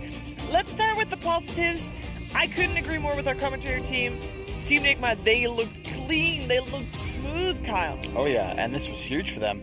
Other stream, Gambit took a game off IG. So yes, this pretty much means that Nigma control their own destiny. If they win this next game, they're through. Not entirely, Kyle. Let's break it to you. No, because also Secret still has a series after this one. But they just beat Secret. Yeah, but it doesn't matter if they're tied on scores. They can't be. Yeah, if Team Secret has 4 losses now. If Team Secret 2-0s IG, yeah, they are tied again with Team Nigma. No, they're not. Yeah, they are. Saying if they win game 2. Yeah, if they win. Yeah. Yeah, if they win game 2, then they're through. Oh, yeah, because I 2-0 Execration. I forgot about that one. That was earlier today, actually. I knew you knew that. Yeah. This is one time I will say this. Kyle is right. Is right. Happens sometimes. Yeah, she did like a double take. Like, no, that can't be. If you were saying it, Brian, it would have been all fine. But exactly. I mean, this was some top tier Dota 2 coming out from Team Nigma. We see why the IO gets banned against them so often. Because even the fights, some fights, Team Secret looked like they were doing well. And I know GH is like, wait a second, let me relocate my carry out and get it to safety. Give him enough time to pop a cheese, for example. Yeah, it just looked clean. It looked solid. The Razor last pick really shows Nigma's understanding of the weaknesses that I saw in Secret's draft. Like, it's so beautiful to watch this type of drafting because I'm like, I don't know what I see it, but I don't know how I would articulate it in the picks. But they see a draft with no saves and really no punish if you just walk at it. Like, if you really think, like, if you get up in the face of these heroes, the supports like Snapfire and the Enchantress, you're running at a lone druid. These heroes don't function in that capacity, and Razor is the perfect pick to punish that type of weakness. They like to be the ones running at you, not the reverse. Exactly. And I love the item builds as well, like the really fast AC on Miracle. You don't really need a BKB in this game. You got to control the armor. Butterfly, third item on the Gyrocopter for the evasion, and also so much agility. That's a ton of plus armor as well. And altogether, just playing with pace. Like, yeah, they got a little aggressive. I think we're already past that point in the game. They're diving to tier 2. Me and Brian shared a look. We're like, what are they doing there? Are they supposed to be there? Like, they just went in. Little trigger happy. They lose the gyro, but altogether, that's the kind of pace they had to play with. Like, you run at your enemy. Do not allow this Lone Druid TA to just continue to farm and do as they please. Team Nigma played very well. I don't want to take anything away from that, but... Uh-oh. Do want to also critique Team Secret a little bit here. We talked about it on the panel. We were not really convinced by the Lone Druid, or rather, Brian, you were you put a question mark next to it, right? You don't really know exactly what the place was of the Lone Druid in this draft. Yeah, Lone Druid and Enchantress are kind of similar in the sense that they don't have huge power spikes, but they consistently put a little bit of pressure on the map and eventually wear and tear you down where they're getting efficient trades because they're utilizing summons and really no mana. They purely rely on right clicks and harass that way. And the way to counter that is to just slam it in the face. Like, just shut it down, all in, kill it. Yeah. And I was just like, I looked at the Nigma draft, I see Io, Gyro, a Lion, and a Mars. I'm like, they're going to find you, they're going to stun you, and there is oodles of damage. Yeah. I believe is the correct term. I believe it is, yes. And it may be a little bit too slow. Yeah. Just, you've got the timing on Lone Druid, maybe, eventually. But... if you die once or twice... it's over. Yeah, exactly. Yeah, I don't want to say it's, like, all about the draft, because ultimately, I think Nigma just played it well. Like, they did. Oh, no, I don't want to take anything away from that. But if we're looking forward to Game 2, obviously, we got to say what was also wrong on the side of Team Secret. And what I feel like is missing, like, they went with a different concept, right? With the Axe pick, leaving Enchantress on the support role. I would have liked something like an Earthshaker. I don't think Wyvern's appropriate because you're playing into Gyro, but something that's just sort of puts out a stop sign.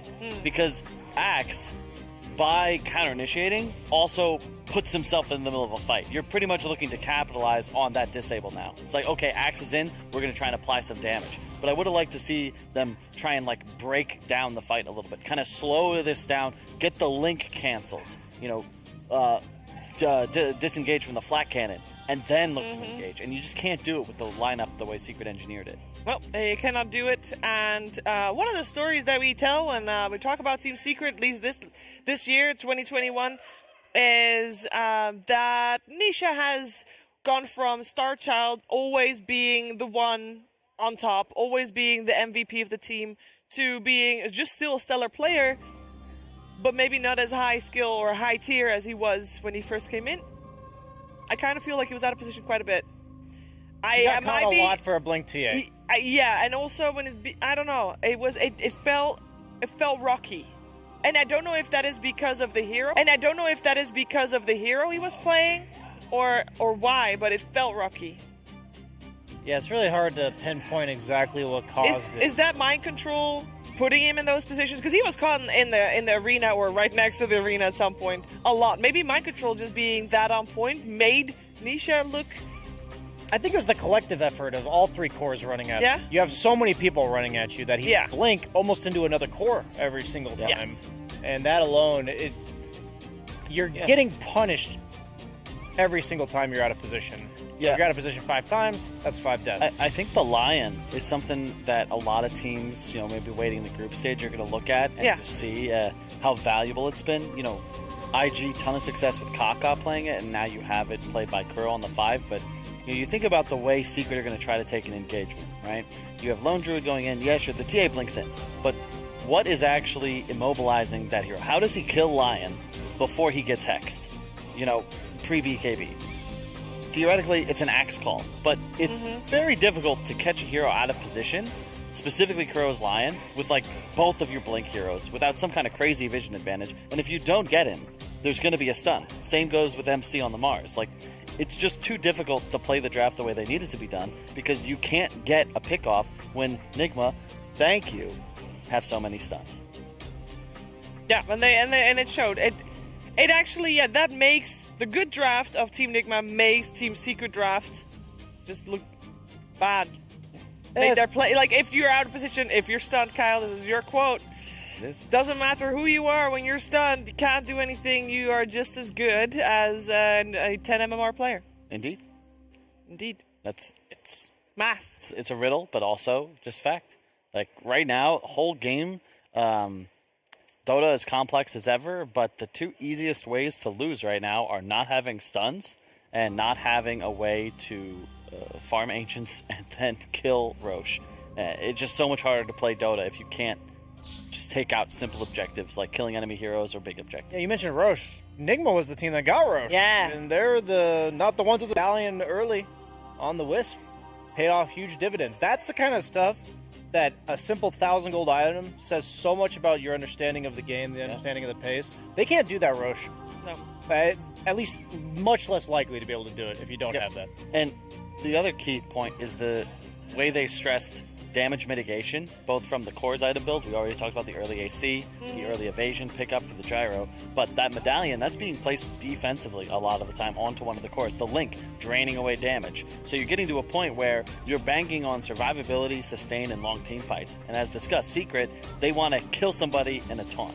If they can't do that, you know, TA, he's blinked in. He's in the middle of the fight. And to your point, yeah, he's going to get speared. He's going to get stunned, hexed, rocketed, and you're just going to blow everything on Nisha. Poor guy. Yeah, he's going to die. And he doesn't have the backup yet of the Lone Druid because it's still too early in the game for the Lone Druid to really be a menace in the game. So then it's kind of over. But we're going to look forward to this game too because new round, new chances. We all know that I don't know what's happening in that cast there. I know you guys can hear it at home as well. Of course, there is a game also going on the other stream, the Dire stream, and it's casted by Surrection Slacks and AUI 2000. And great cast. A little bit loud for us here sometimes. What makes you say that? I don't know. Clarify, it's also the only cast ever by not one, but two TI finalists. Are you sure that hasn't been done before? I'm sure that's been done before. Hasn't been done before. I trust Kyle on this one. I'm sure there was a summit at some point. Like an OG stream, but they were talking about two different teams. Again, I'm sure a summit at some point, one or another. There was a Puppy Kuro cast when they were still best buds. The only major with two. There you go. From a Perfect. Got him. No, yeah, you're right. It's a high caliber, high MMR, very smart cast. Much smarter than us over here. It's true. Yeah, but you should still watch this one because we got Team Nigma versus Team Secret. They got. Well, why would you watch them? You can hear them from. Yeah, exactly. It's Two like birds, one stone. Got the radio broadcast on. All right, hey, I want to talk about Game 2 because I want to know what kind of adaptations we're going to see because Kuro versus Puppy traditionally, regardless of who takes the series, it's always a long series because of the way that both the captains just react to one another in the draft, right? So surely Puppy's going to come up with a better plan? No? Oh, you guys are a little down. No, I think Nigma has come a really long way in a short amount of games when it comes to drafting. Okay. I think as long as Kuro doesn't forget his own team's identity, because I believe all of their drafts that have messed up are overcompensations against the opponent, then I think he's just geared up to dissect Puppy once again. I think they opened this tournament with Morph Clock first two. Yeah. They've now adapted to go Lion Mars. Like it way more. And I think if they can keep to this style, like we saw VP do this for like 6 months now. You know, you pick your offlaner, pick a Lion. Everything seems to just fit into place from there. I think that's the way to go for them. Their cores are so versatile. Like Miracle can play pretty much anything middle. So don't get a morph off the bat, especially when so many teams have demonstrated they will hard counter a morphling. AA is in the meta. People have to ban out the illusion cores as is. Do you then also feel like in the same line of thought that Team Secret opening with that Templar Assassin, Snapfire Templar Assassin, just not that good as an opening? It's so hard. It's not a support plus your offlaner. It's not really a lot of disable. It's perfect example of why certain teams can get away with first rounding a Templar Assassin. Kyle mentioned the draft. The reason why the Razor was so good was not only because it lane countered the Templar Assassin. Yeah, wrong, but it's similar in a way to like remember when we see teams first two in Alchemist, first two in Medusa. I'm not gonna say it's not like disrespectful, but it is going to be an easy way to beat an inferior team because they won't understand the timings, the way you have to play the game, draft. Like, you have to check all the little boxes, like buying a medallion on your Wisp, like being sure to take enemy mid-tower and control their triangle.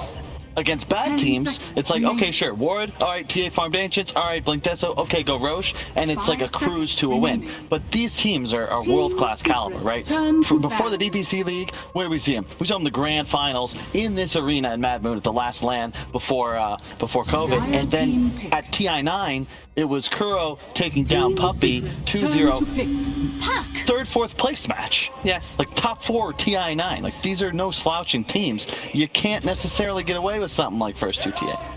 You can't. Let's see what they got in store for each other then in game number 2 of this 2-game series. TA still gets a respect band coming out from Team Nigma. They go for the puck themselves. And we got the respect band also from the side of Team Secret with the Mars band out.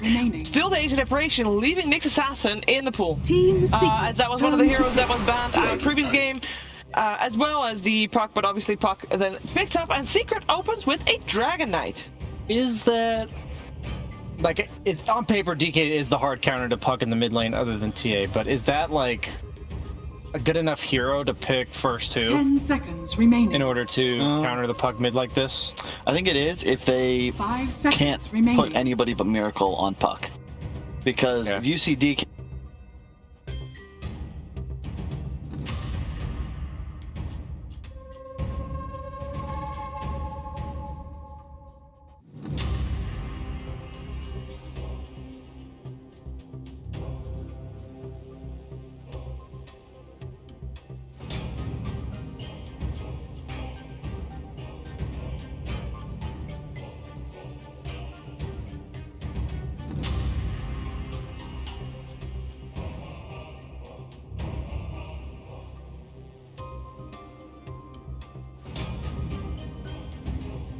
Dire team pick. Grimstroke.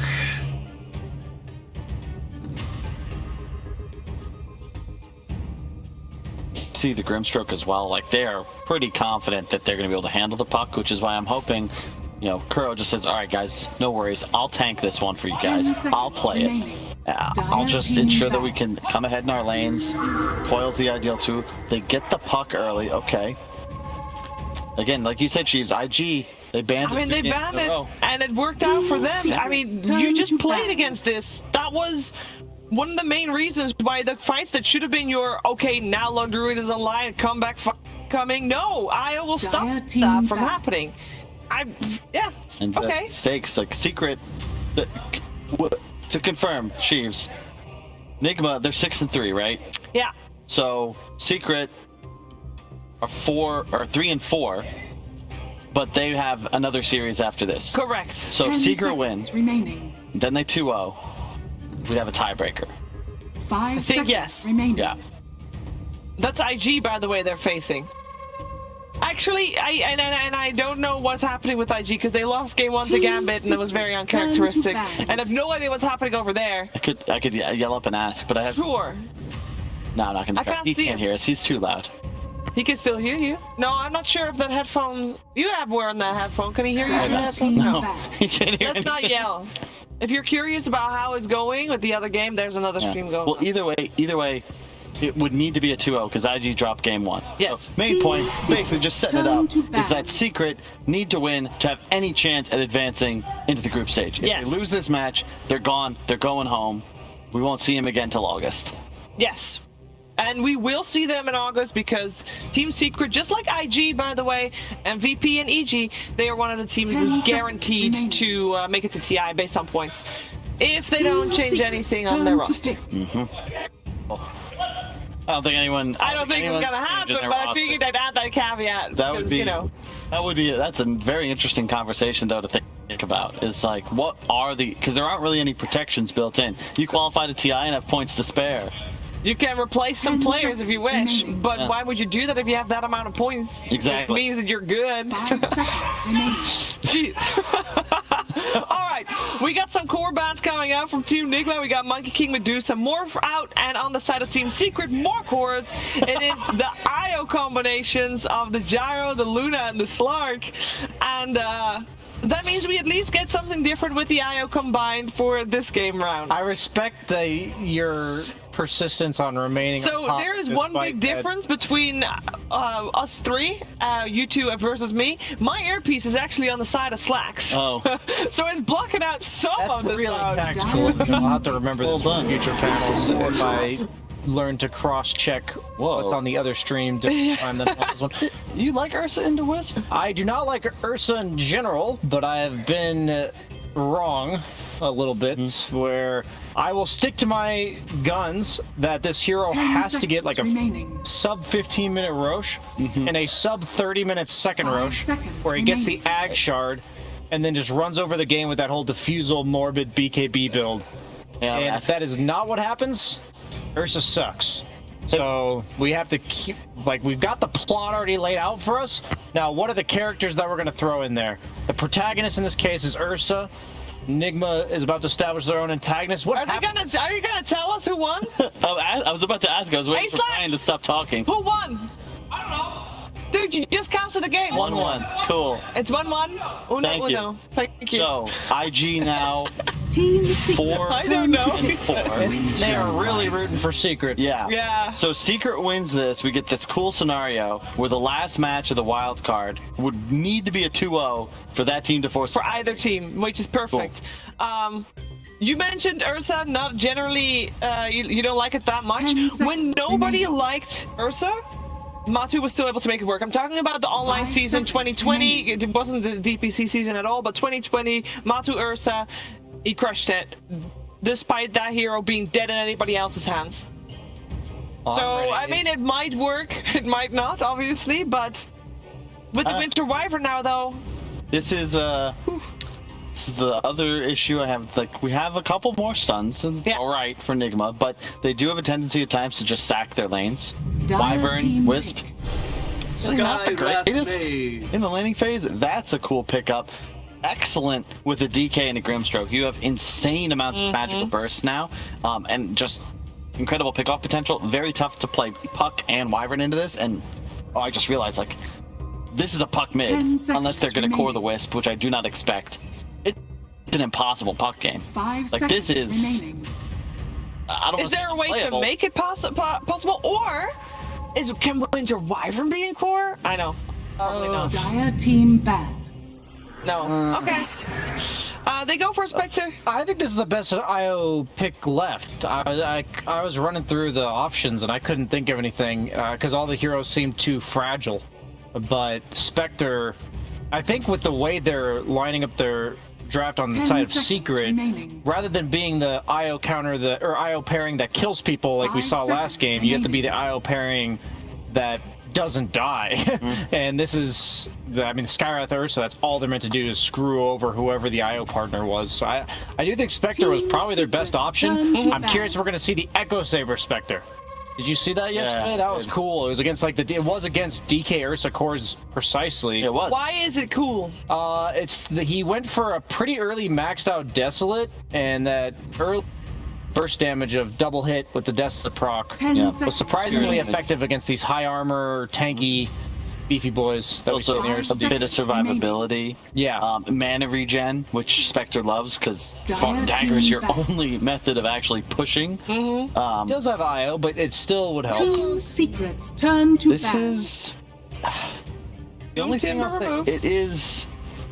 It's just not the style I like to see them play. And I know they just got away with an AniMajor against Execration. Yeah. But, nothing against those guys because they really played their hearts out. I was very impressed with Execration. They did better than expected. But Secret, they're that tier above. Like, this team I mean, are they? They have still yet to prove. Execration almost 1-1'd everybody. Team Secret, have they done that yet, Kyle? Have they done that yet?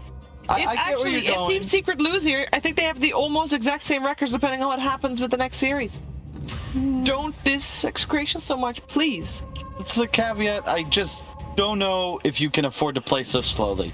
Like, Fair. Secret, they may have been beaten, but like this is traditionally how you anger Puppy and his squad is to beat them, and then they come back with a vengeance. And in this game, they have an incredible amount of kill threat. They are just in total control of the laning phase, and Nigma at this moment need their mid puck to go absolutely bonkers against a Skywrath and a DK.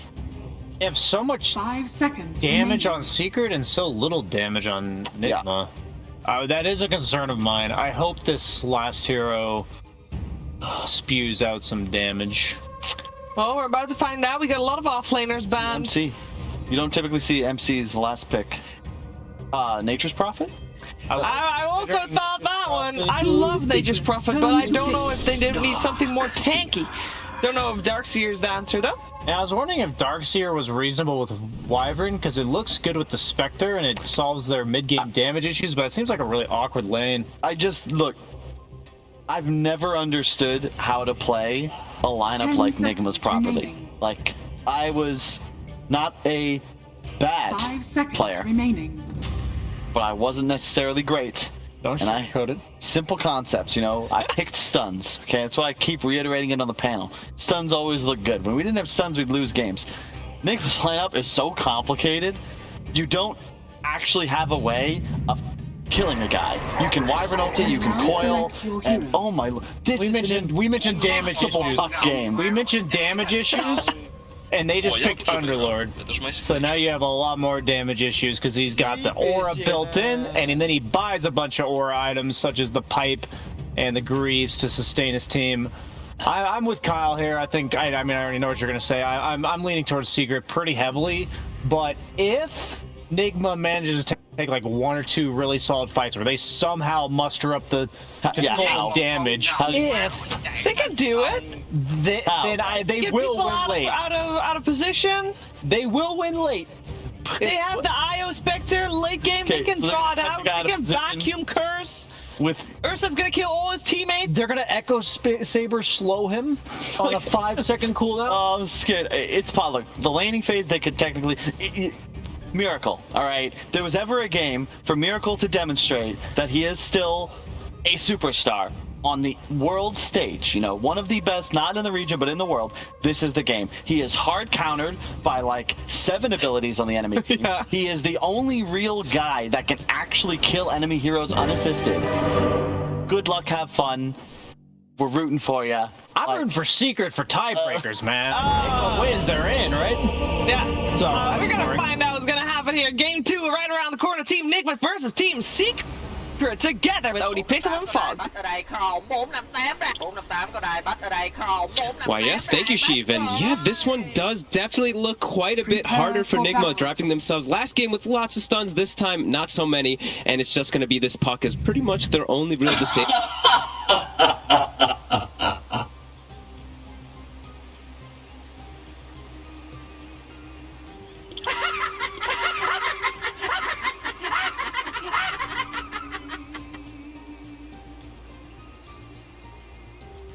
That right, you're going to expect it to play into some difficulties, so it's going to be very interesting to see what Miracle's able to pull off in a game where Secret do seem to have a lot of answers for him.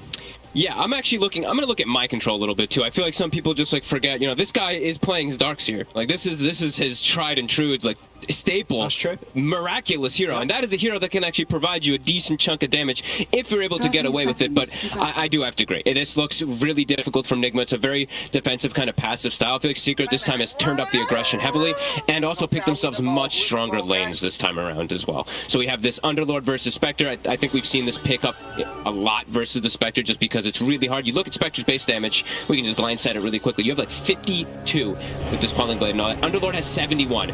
Just in the lane is going to be difficult. YapzOr's going to be able to just constantly push out harassment, and we'll see how the lanes ends up going. We'll see how Nigma actually ends up setting them up as well, as Matu starting to eat some harassment, does have that Earthshock to get away again, so should be able to survive this onslaught. But yeah, definitely looks hard. So I think it's quite a bit of a different game that we do have, where Secret's going to be able to play aggressive. Nigma is going to be more about this like defensive kind of style until they do get these level 6s online. Let's see. I mean, last game, the execution from Nigma was top tier, and it was. You know, it's going to have to be that, but even better this game to really pull off, as you say, what looks to be a rather difficult lineup against Secret's heroes. Yeah, I mean, this, like I said, the puck is countered in like 3-4 different ways. There's a pit, there's a DK stun, there's a silence, there's a secondary silence, there's a leash coming out from Grimstroke too. There's so many different abilities, and you know, I'm not a huge fan of Skywrath, but in this game it made so much sense to get it. Versus both the Wyvern and the puck, even versus Darkseer can be very annoying if you get him pre-surge situations or pre-getting his vacuum off. It can be a very effective hero, and they have a hero to actually keep it, you know, keep the actual Mystic Flare being in the lane with that DK on, and even with the pit. So yeah, it does feel quite a lot harder, but we'll see how it ends up going, as we do have this Io Spectre up top, and we do have Darkseer plus Wyvern, a very different kind of lane. I don't think we really see Darkseer paired with Wyvern too often, but we'll be able to do. Nice Puppey. Good damage onto Puppey here. A nice vacuum. Got the level 2 with a vacuum, and he's dragged back. Fairy fires up though, Puppey. He's not going to die today. He's able to get out of there, salves up. That was his top lane. ILTW actually's got himself 5 CS already, so hasn't really missed much of anything. Zai's got 2 denies, but pretty decent so far for that Spectre in the start. The lanes already, we're seeing those last hits in particular, and bottom, they do end up getting the kill. They're going to go for it. Kuro's in trouble as well. Oh, should be alright. He doesn't want to tank tower hits here, so he won't push on any further. He'll let Kuro live. Already know he's sort of living there on his last bit of regen there, that salve that ideally would have been hoping to save for mind control. Might still do so. There's some, good aggression, and we're going to see this from these two right now. Ursa and Grim. Sure, with the Darkseer and Wyvern, you want to put a lot of spam, a lot of pressure, but they are ready to turn. They'll be ready to bring the fight back to you if you dive a little too close to the bear. Yeah, and most people, almost like everybody, actually, you get the vacuum level 2, as we saw. He showed it as well too. So when you show that, that's when Puppey gets the opportunity to get that level 2 with Matu. You can go for that aggro play too. So yeah, I do feel, as we said, it's going to be hard. It's going to be a very tough laning phase here for Nigma. They're going to have to play for recovery afterwards. As even the range creeps. A dagger used by ILTW to attempt to secure a range creep, but it gets denied from the Underlord's 80 damage. Can't even get that. Yeah, that always hurts. I can't even get a last hit with your dagger. Yeah. I mean, all 3 lanes really. It's not an easy start here for Nigma. No. The challenge is definitely there for this game. But hey, maybe that's what they wanted, Nigma. They said, what, game 1, a little too easy for us. We want to have a, just step up the difficulty here in game 2. For sure, and they do still have some great ultimates that they can utilize later on with the Darkseer, with the Puck, with the Wyvern and everything. There is some cool damage that can come out, but they have to get to that point. They have to be in a decent fighting form. As YapzOr actually getting ran down here, steps up too far. Well, that's a rather nice one here for RTW and GH to get. They also get some lovely damage onto Zaya with a bit of a body block from GH coming in again. And beautiful. Get a good few hits.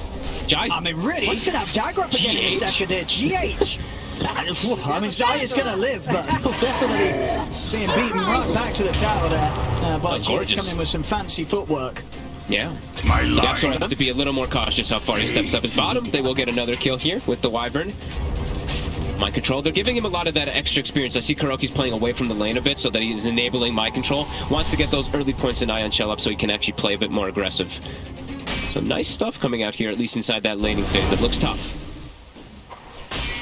No, for sure, yeah. I think considering how tough some of these matchups are, I feel like we've probably seen lane setups like this, especially up top, where the Spectre's just got nothing. That's not the case here. RTW is still able to find something back over towards mid. Nisha and Miracle finding one another each on the incredibly low HP. Miracle has got enough mana here for another burst with the Orb and the Rift.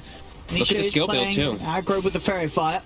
Standard Miracle in here, just going for full aggression on his skill build. Sometimes you do see the phase shift in this matchup just because you can dodge the Breathe Fire to not get the damage reduction so that you can actually last hit, but full aggression from Miracle to just clear out the wave, and does make it a little easier for him to do so versus this DK. Yeah, no, and I like it as well. He knows damage is going to be the issue early on when he's making moves. Sure. He's got to make sure he's coming into these side lanes and he's doing the maximum amount of damage possible. Bottom lane, so they can get Puppey again this time. Matu's able to step across and help out. Look towards Mind Control, but Mind Control's out with the surge. Puppey with the slow down onto Kuro, but Matu doesn't want to waste any time away from the creeps. Heads back to the creep wave, but at least with his appearance, he's able to keep Puppey safe this time. Yeah, they're doing well bottom. Mind Control with these arcane boots early too. As we said, he's getting a lot of that solo XP, get the cold embrace at level 3 too, so now he's starting to cut the waves, and he's going to be able to get that free farm as well versus Matumba Man. Even though they did give up that kill early, they got one themselves. Dire's middle tower And LTW, he is getting healed up a lot from GH, as we saw that headdress coming into play, and he is picking up raindrops, so trying to absorb some of the damage from Yapzor. And yeah, 26 last hits, not too shabby versus the Underlord. That's actually quite a lot better than I thought it would be. No, absolutely. I think considering the setup, RTW is going to be pretty happy with what he's getting out of this top lane. Yeah, as I say, I'm pretty sure I've seen Spectres have a much worse time against an Underlord. You know, sure, Xayah is farming, but the fact that the Spectres getting just as much, RTW, and definitely some of the GH factor in there. Of course, as the IO just keeping the Spectre topped up and healthy. We saw how much GH was able to do from start to finish last game, and we can definitely expect a repeat performance from him once again on his IO this game. 100%. Yeah, it's a 30 damage disparity, just for people to really recognize how big of a difference it really is with, and that's when he only has like 4 stacks of the Atrophy Aura, so it's very impressive that they're able to do this so far. GH also continued to get the pulls off, so they're getting good positioning against DD. Oh, he's looking pretty. Oh, actually survives. That last little tick of the bottle. Couldn't he not get the last hit in on that? Hey, was he just? So. He felt he would have snapped the coil. Okay, I think he would have snapped it. It looked like he sort of just stopped under attack. running at him. I mean, maybe I was mistaken. He was at the edge of the coil. I thought he was going to have that last hit. I thought he was going to have it, but he didn't. He didn't. He didn't want to break it. Didn't want to try for it. Yeah, the initial. Probably like the initial, the raindrop ends up blocking probably some of the breathe fire damage from the initial go, so that's probably what ends up saving him in conjunction with all those bottle ticks. But yeah. I thought he could get the hit, but he couldn't. He outholds. You would have gone for it. And that does mean he was able to live. Sure. Well, 7 minutes in, just less than a 1k in it. All things said and done. I think Nigma's going to be rather happy with the passiveness, really. All 3 lanes up. They're farming just as well as that as Secret. Yeah, now they send the Spectre back to base. GH actually uses a salve as well as a full clarity to keep Miracle topped up. So Miracle actually doesn't go back to base during this. Even though he drops so low, he sticks around the area, finishes up a camp, and they're actually smoking him. He's got coil up in 8 seconds, so could potentially surprise down bottom. Matu does have Enrage, but the 2 supports are very fragile on the side of Secret, so they could definitely look to kill them here. With level 3 Ion Shell too, it's a lot of damage that will come out. So they find. Now the wolf comes out, the claw coming out as well as Miracle jumps in from the side as the burst. RTW's able to come over the cleanup as well. Matu's going to get out with the TP just in time. But Nigma brings it just out of nowhere there, the action. Wall drop down, GH and Miracle waiting in the wings, and RTW. You know, he couldn't have it any better there. Coming in, getting the 2 kills himself as the Spectre with, pretty much the dream first haunt of a game for a Spectre. It was all because of the way that they set this up, right? Keeping Miracle healthy, instead of him having to go back and reset and maybe make a TP out there, they do this immediate move with GH just healing him up. I love that. Kuroki also taking the mid lane during the DK form, so there's still decent hits that are going to be coming onto this mid tower, but he got some XP, he slowed the push a little bit, and they get a nice move. As we said, those level 6s are the big thing to look at for Nigma. Those ultimates will still be very effective to play around this Darkseer, who's had a good start. It's max Ion Shell, so this used to be a common pickup here, the Spectre plus the Darkseer, because Spectre utilizes that Ion Shell very, very good with the dagger. You're always sticking on the targets. You're pretty tanky too, so you're always able to get on top of them easily. And he is going to go for that Echo Saber build, so maybe taking a page out of Fly. It was really nice. I did really like that build. It did look really effective here with the double Desolate as bottom. Sipona. They've got the damage here to take down RTW and GH. Keeping it tethered, and indeed the attempt there from the 3 of Secret, Puppey, Xayah, and Jap. So it's not enough. You know, they can't deal with the Spectre right now, even in these early stages. It's definitely going to be a bit of a concern there for Secret. As you know, one thing to be said as well from these lineups, as much as we sort of highly rate the ability for Secret to catch, Nigma, they've got a lot of sustain, right? Even for this puck, you know, Miracle, if he gets tripped up by a stun or two, he's backed up by a Wyvern, he's backed up by an Io, he's backed up with, by a Darkseer that's going to have some utility items down the line. There's a lot to keep whichever core is caught very safe, even throughout the long duration lockdown that Secret's heroes have. Yeah, absolutely. I mean, they're going to be going for the double defensive kind of items. I believe My Control probably will go for at least a hood this game, and they're going to have the mech on the IO. So on top of that already sustain that they're going to have from their just heroes, they're going to have those on top as Miracle. Does get caught by the first done. Cold Embrace, and the tether comes out though. They're ready to back up Miracle, keep him safe. Nisha trying to stay on top of them. Has he got enough damage? He'll try and get out the AWP, but the silence is in. Secret, they throw everything down onto Miracle, and they will be able to catch him. Not able to get out this time. The Dragon form up as well. They'll try and get some missiles to the tower. The re-relocate is going to be bringing GH back into this, and Secret, they're prepared. Nisha moving into position up on the high ground. The ball will get dropped in. Mind Control will see if he can come from the side. Vacuum down onto Puppey and Yapsor. They've lost GH. Puppey using the iron returns Mind Control, able to pick something up in trade there for losing out GH as well. Fortified. At least they're punching back. They're holding the tower, and they're getting ILTW farm at the same time too from Nigma. If Nigma's able to weather the storm in this game early, their lineup does scale. They do have that Spectre, so this is all really good moves right now from them for sure. Just looking for the battles. Even though Miracle does die, they're still able to punch back. Nisha starting to take away some of these stacks, also going to get slowed down. Miracle's connecting, Coil still down. They're going for Nisha here. Bring ILTW, they really want this kill. Nisha's going to try and turn it off the back with a stun, but Miracle's already on the high ground, jumps in with the AWP. Nisha's gone. Another kill here for Nigma. These are great moves right now from Nigma for sure. They've got Coil. They're ready to go for more Miracles in. He's going to find Yapsor, he's going to find him too. Coil's going to go down, as that's Yapsor gone. Matu's tubing in, he's going to look for GH. See if he's able to find him. GH into the trees, they'll drag back there, able to keep GH safe. The curse comes out from Kura. He's in with the ramp outside. Alma Man, Nigma surround them.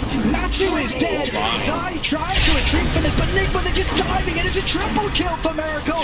Zai, he's going to get taken out. Ultra kill for Miracle here at the 12-minute mark. There's Nisha, he's TPing in. Nigma, they're going to want to keep fighting this for sure. As Nisha, anyway, I guess he's kind of tanky. He does have the other Dragon for Nigma. They'll give him some respect here.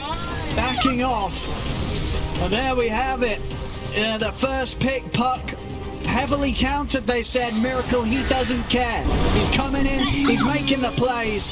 And with the backup, the sustain, and the team fight and coordination that Nigma have really stepped up so far in this wild card showing, they're making the magic happen here, Nigma. They're all playing across the board. Like all the little plays, the little mini vacuums and everything to pull and save their teammates. It's beautiful so far here.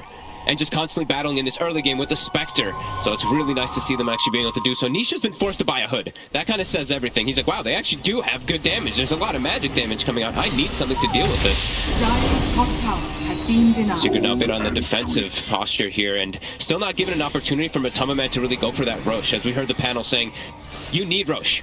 Like Isser said, when you're going for this type of build, the Diffusal, the Mask, you need to get that early Roshan to open up the availability for the second one early on. Right now, there is no Haunt, so maybe there's an opportunity for them to potentially go for smoke, but this ward is already placed down. As we said, Nigma's warding so far in this tournament has been top-notch. Just, yeah, very early aggressive plays that were not expected. The Spectre already has an Echo Saber. That is really nice. I mean, already, even without that first time, the involvement from RTW has been perfect. You know, 3-1 and 4, 13 minutes in a game that's such as this. You know, you're going to be very happy with how much you've been able to contribute already as a Spectre in the early game. No, absolutely. Yeah, Yapsor is going to be much more careful with his positioning because he's so crucial. He really is as this Skywrath mage. He has to be so careful because the Haunt automatically reveals him and then he's just dead. Puck gets on him and he's going to get pretty much one-shotted. That's why this hero overall has been a bit lackluster most of the time. So Yapsor has to be more careful with his position. Maybe using smokes early on inside the fights during the Haunt even just to get that position.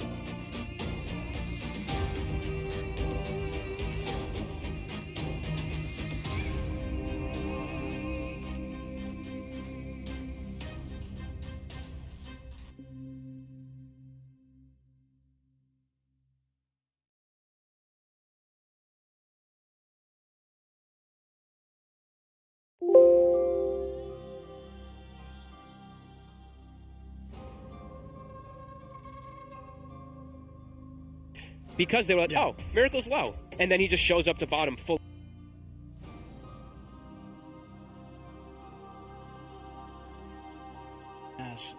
Yes, welcome back, ladies and gentlemen. Again, apologies for hopefully what will be just a brief pause here whilst we get everybody connected back in. It does look like it did kick out at least the observers ourselves from the game. I imagine if the players are still, it's still paused, or if they're out as well. Hopefully we can all rejoin nice and soon. I will continue to spam the reconnect button so I can let you ladies and gentlemen know. Oh, you're spamming it as well. I'm spamming it as well. Maybe we're breaking it, so that's. I hope not. Sure it's fine. But yeah, no. So far they're getting away with this draft.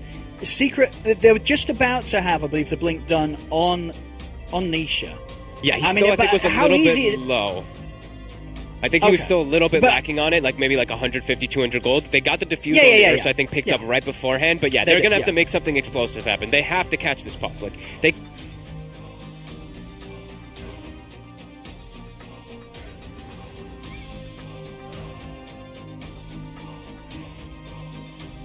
The blink done on Nisha.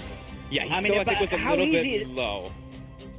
I think he was still a little bit lacking on it, like maybe like 150, 200 gold. They got the diffuse so I think picked up right beforehand. But yeah, they're going to have to make something explosive happen. They have to catch this puck. Like they can't just keep letting this happen. But the positioning from Nigma has been too good, honestly. Like these two supports, the IO, the Wyvern, have been in pretty much perfect ones, and they have a pipe, so they do have ways to bail out from it. Also, I believe I did see somebody maybe queuing up a 4-step too, which is really effective versus Skywrath. The ulti going to be pretty much completely negated, and then they're going to be able to go for further saves too. So there's a lot of things now that Secret, with this early game kind of draft that they've gone for, now that they've gotten kind of smashed in the early game, it's going to be a bit hard for them to recover. They're going to have to get some really good team fights, lock down the puck, get that Roche advantage, which if they don't get soon, we know how fast Spectre can actually take Roche too. So they do have to be careful, as we saw Nigma do that with their last draft with that IO Gyro. So yeah, definitely a lot of concerns right now for Secret.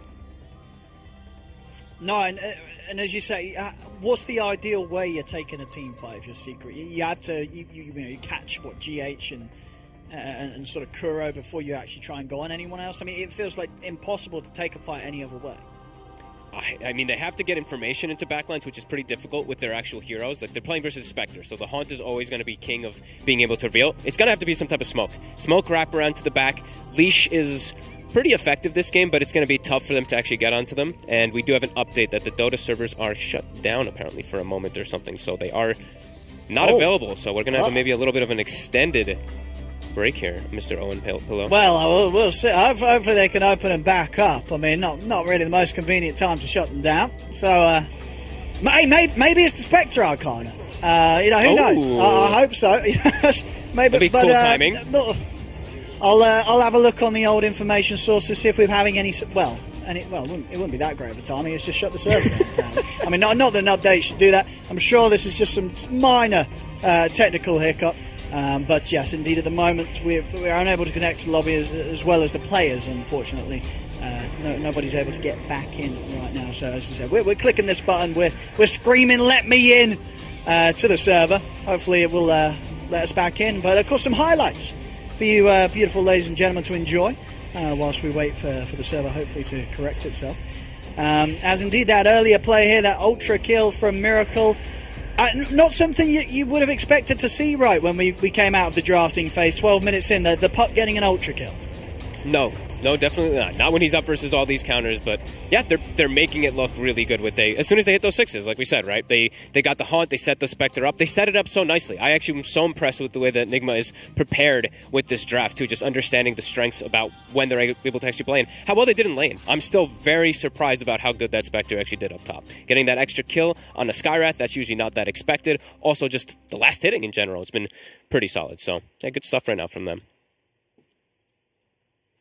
Well, we are still trying our best, ladies and gentlemen. Of course, it's been a while since we've had this sort of issue with the servers. Not a frequent occurrence at all.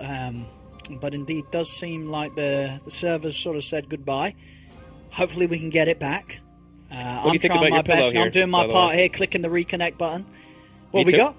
What do you think about your pillow so far here? I actually quite like it. I love it. It's very heavy. I was actually quite surprised how heavy it actually is. Is it actually? It doesn't. It actually is quite heavy. Yeah. Are you sort of holding it up now, or is it reaching the floor? How tall? This is on the floor. I gotta get it a little bit better. You know, it's pretty long. It's pretty long. Yeah. Shiva was saying it's kind of small, so that made me feel pretty bad because I was like, wow, it's pretty big compared to me, but compared to Shiv, it's Shiv. Shiv didn't mean it. She meant all well. No. Well, we're getting some updates here. Looks like we're going to keep trying to click that reconnect button, ladies and gentlemen. Again, apologies that we do not have access to the server right now. Hopefully this is getting resolved pretty shortly. I'm sure I'll get on the phone to Gaben. Please do. I'll ask him what's going on so we can get this show back on the road. But don't worry, you won't have to listen to me and Fogged anymore because we do not know how long this break will be. So we will send you back to the beautiful faces down on the panel. But don't worry, we will be back with the rest of the game, hopefully. But for now, back to the panel whilst we wait for the server to fix itself.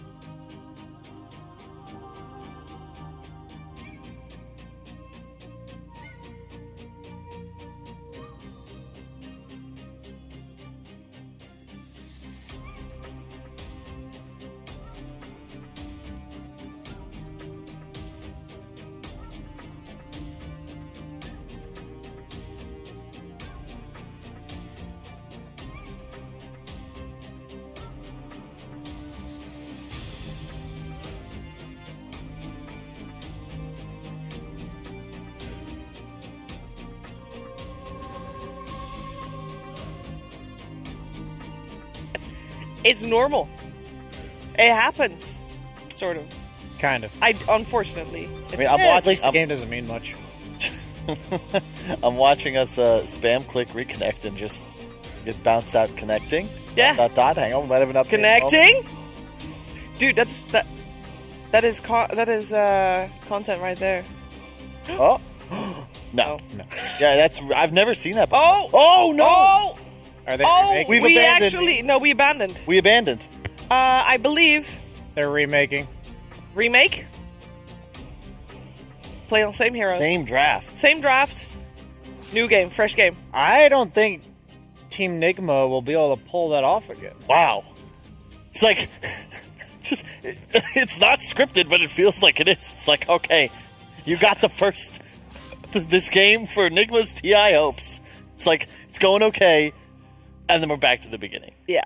That ultra kill by Miracle, you said it. Yeah. This was his chance to prove himself. Now, what is this chance now? I don't know. Only anime I really remember a lot of was Dragon Ball Z, and this happened all the time. Like, the final boss battle takes, like, an entire season. And someone always gets knocked down first before he can get back up. True. And you also don't know when the final knockdown is going to happen. Do you know what I mean? Like, they get knocked down, and you think maybe he's done. But then he comes out from underneath the ground and he's still alive. If the draft is the same, that does mean that the teams agreed on that both, right? You would imagine so. I have no idea. I have also got no idea. I would much rather put it in the hands of the team so then we can blame them. Because I don't think that this is typically, like, I've never even, I'm not really a rulebook guy, but I don't actually know.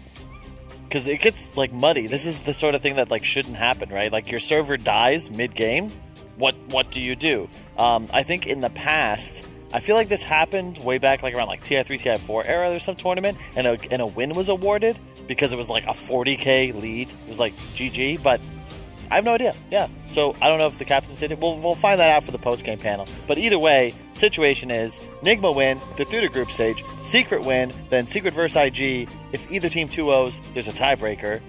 The draft is the same, so as soon as we're ready, have to buy the same items. We go new. Yes, they have to buy the same remember item. Spectre buying an extra set of tangos at 4.5 minutes. Please hold them accountable. There was what didn't this happen? I remember some things about like what was it? There was another time I remember somebody DC'd like after First Blood, so there was a remake and they fed First Blood intentionally to like.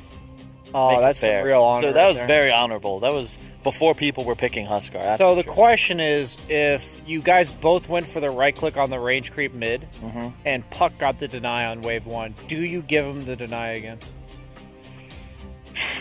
I don't know. That seems like a pretty important thing to establish in the rule book.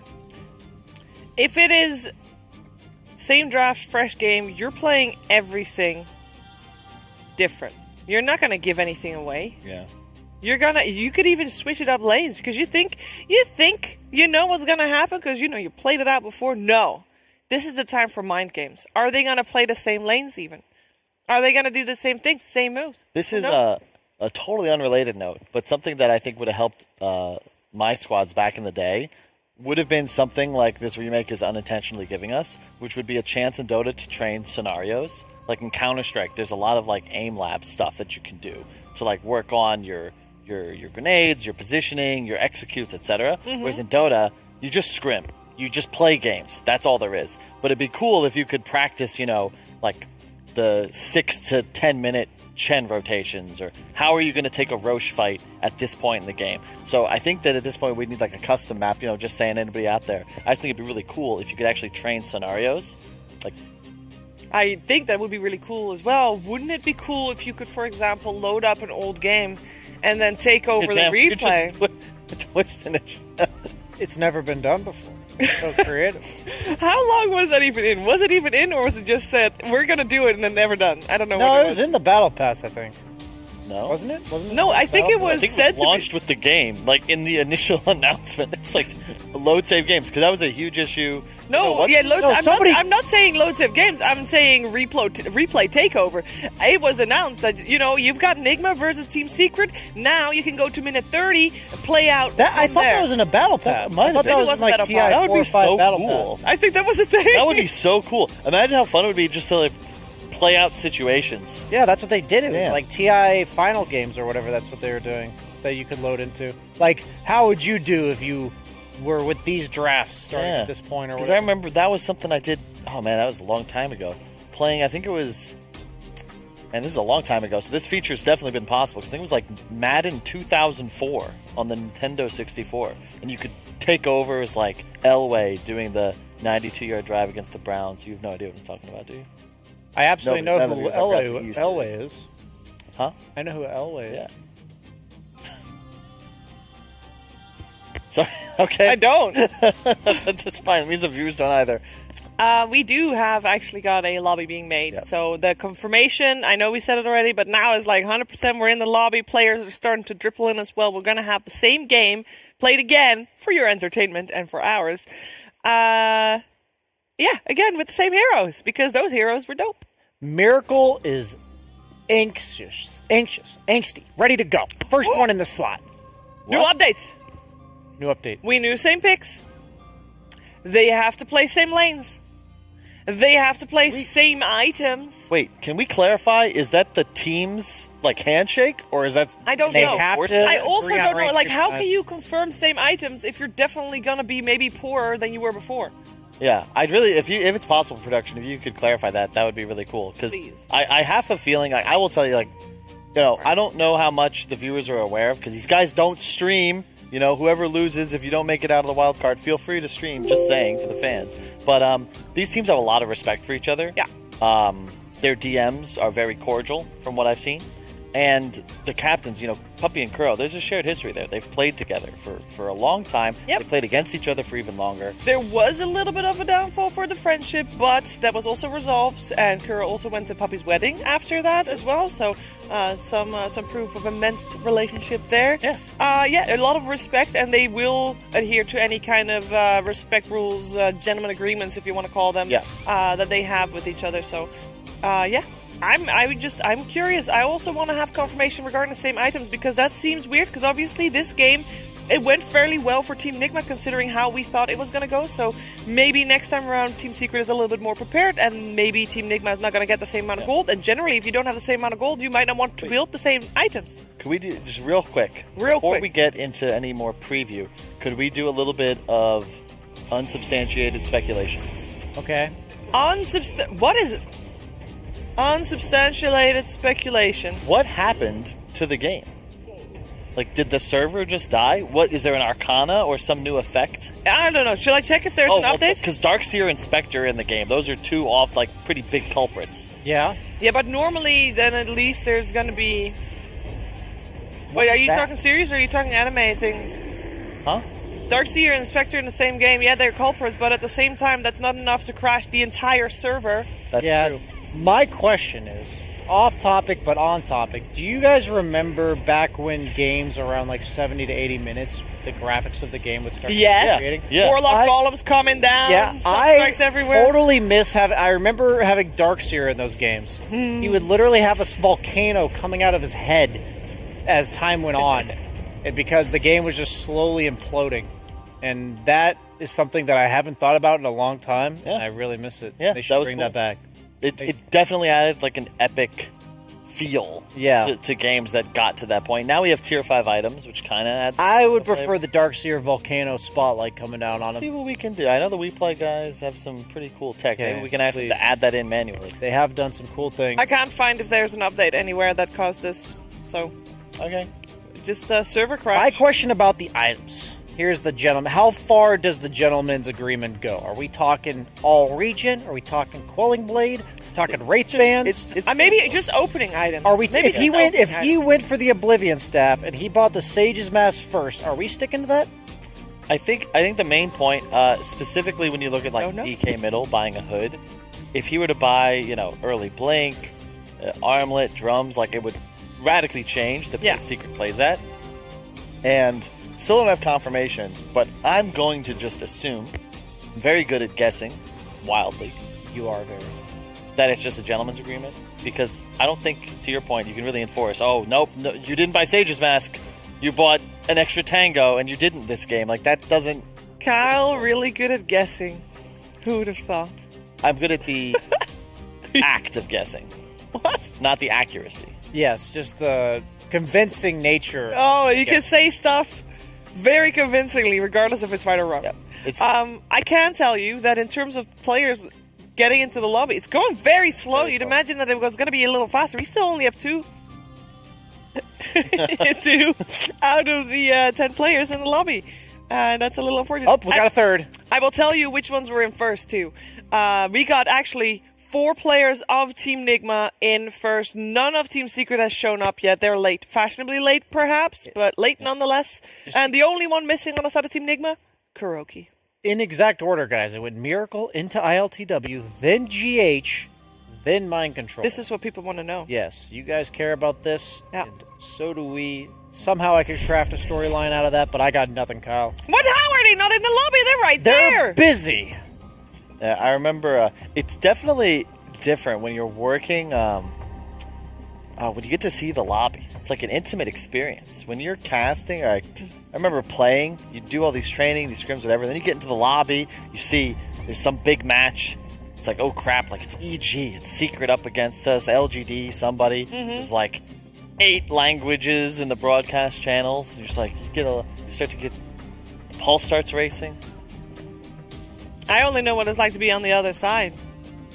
Like, you're there to watch 10 people play. Yeah, you're just like, get the hell in there, guys. What are you doing? Yeah, you're just gonna play a game. What's the big deal? It's just a couple of $1 million. Update. GH has dropped out of his slot. Oh, no. We are back down to 3. Thank you for that update. We can also see that actually... Oh, he did. He's the only one sitting down at his PC right now. But, you know, I can respect this. They're also having some time to just get back to zero. Because I think also with joining a Dota 2 game, like an official game, you're kind of building up your game, right? You got to be in the mindset. You got to know how the game is going. And there's a lot of intuition involved when playing Dota 2, especially for these players. Can I just say, whatever caused this, whatever ridiculousness, savor this, viewers at home. Why? Because this never happens. How often are you going to see? Thank God it never this happens. Thing. We're at a major. If Nigma went anyone for that matter. The game is now restarted, and two of the best teams and the best captains of the world are going to replay a game with the same draft. I like how you're trying to spin the positive of it, Kyle. This has literally never happened. I am going to do an analysis at home of games side by side to see the individual corrections that these players are making. Aren't you happy it was an Echo Saver Spectre, Brian? Perfect meta builds to possibly use for my own fortune. Oh, are they sitting down? Okay, GH is back in the slot. We are back up to 4. Yeah, Kuro is almost sitting down in this chair. No, not yet. Kuro? No, he went away. Kuro? No. All right. By the way, there's still nobody of Team Secret in the lobby.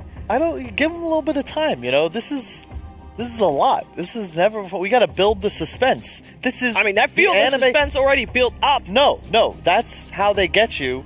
That's how I got into Attack on Titan. Okay, it's like the only one that I've actually completed because you're just like, okay, what the hell's gonna happen next? Oh, don't plot spoil, progression, dude. And it's like no spoiling. It's 17-minute episodes. I am in the second to last season. I do not want to get spoiled. Got it. Thank you. I have not watched a single episode, but I will remember vividly what you tell me. I cannot continue watching until I'm back with Owen. Yeah. Because can't watch without him. Owen's literally right up there. Yeah. It's just this pillow, dude. Dude. Sorry. I have been told that I will get access to that pillow at some point. Better not fall through on that promise. Yeah. The question is, would you be okay mass producing them to sell to the viewers at home who might want one of those pillows for themselves? I would say mass produce them, and I think they should be given away for free because people just sometimes need an OD Pixel in their lives, and that's okay. And if you need, you shouldn't have to pay for it. Agreed. And to clarify, Shiver's not willing to share, so you get the pillows. That's all.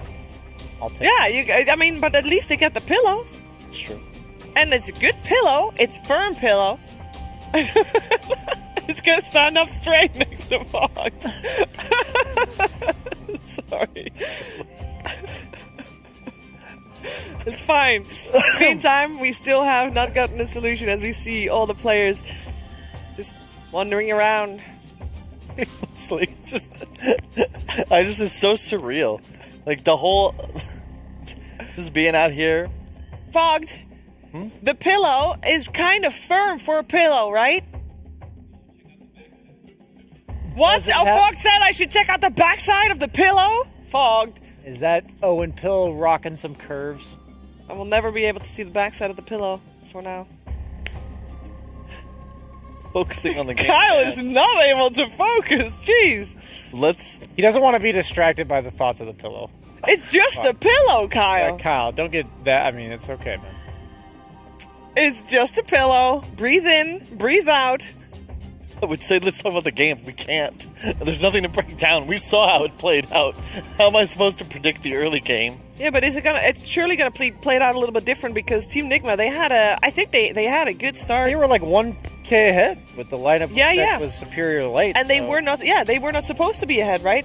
I kind of feel like Team Secret, I can only imagine from my own perspective, which obviously is definitely nowhere close, but if I were to play a lane and the lane goes bad, if I have that exact same matchup next time round, I'll be able to correct the mistakes, even if just a little bit. And those little bits should be enough to have a better start. It could be as little as, like, I brought 6 tangos instead of 3. Maybe not allowed. You got to start with the same items. Oh, even down to the regen? I would think so. Like, surely that's a thing. Okay. Because that's a big lane decider. It is. Underrated. Yeah, we never officially got the ruling on how small the items go. You know, Well, I don't know if it is the same item builds just overall or if it's same starting items. Okay. So we didn't get that information. We don't know. Okay, I believe, based off of the fact that we haven't gotten an update in a while, and because of some information circulating, we might have a different style. We don't have, I don't think this is in the handbook. What is it? If the server crashes, in the middle of the most important game of the wild card, what do you do? So, I think we might go into a new game. And this gets into a conversation about, what would be the solution? What do you mean might be to go to... Well, there has to be another game at some point. But just same draft. Do you do, Okay, so we just got told it was same draft, and it's no longer the case? Do you have information that we do not? I'm not sure yet. We're flying blind here a little bit. Please bear with us. And thank you for staying with us. It's very nice. It's kind of not fun to be in a situation like that. Definitely not for the players, of course. But we're lonely, and we don't have access to the pillow yet. You could throw Owen down here while we're waiting. Yeah, but then we have to also drag it back up. It's very heavy. It's a firm pillow. Keever, you've been carrying Owen for your whole career.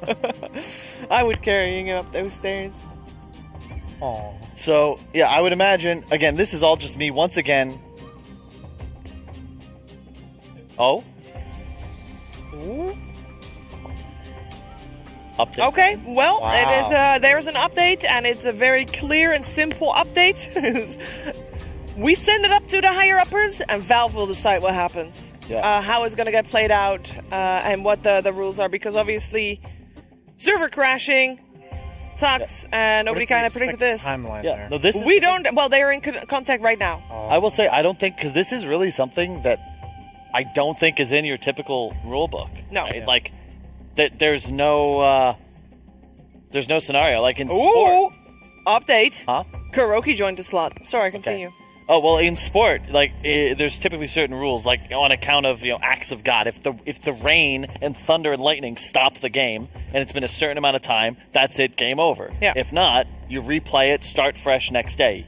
So in this case, as a competitor, as a player, if I were Puppy or Kuro, which would be kind of nice now that I think about it, but that would be a good. I'd like. I would probably want a new draft, even though, and part of why I think it would be super exciting if it was the same draft is because you just never see that. But after seeing everything play out, it would be the same draft, but a completely new style and set of Dota. I don't think Nisha would want to buy a hood if he plays that game back.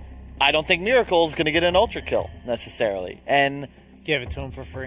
So if they're saying, okay, if they're doing same items and you have to build that hood, that's a problem. Because you can't enforce that. That's where we get into the point where we're tinkering with the game state.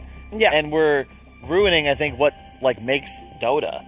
Dota is you start, you finish. There's no coaches, there's no pauses.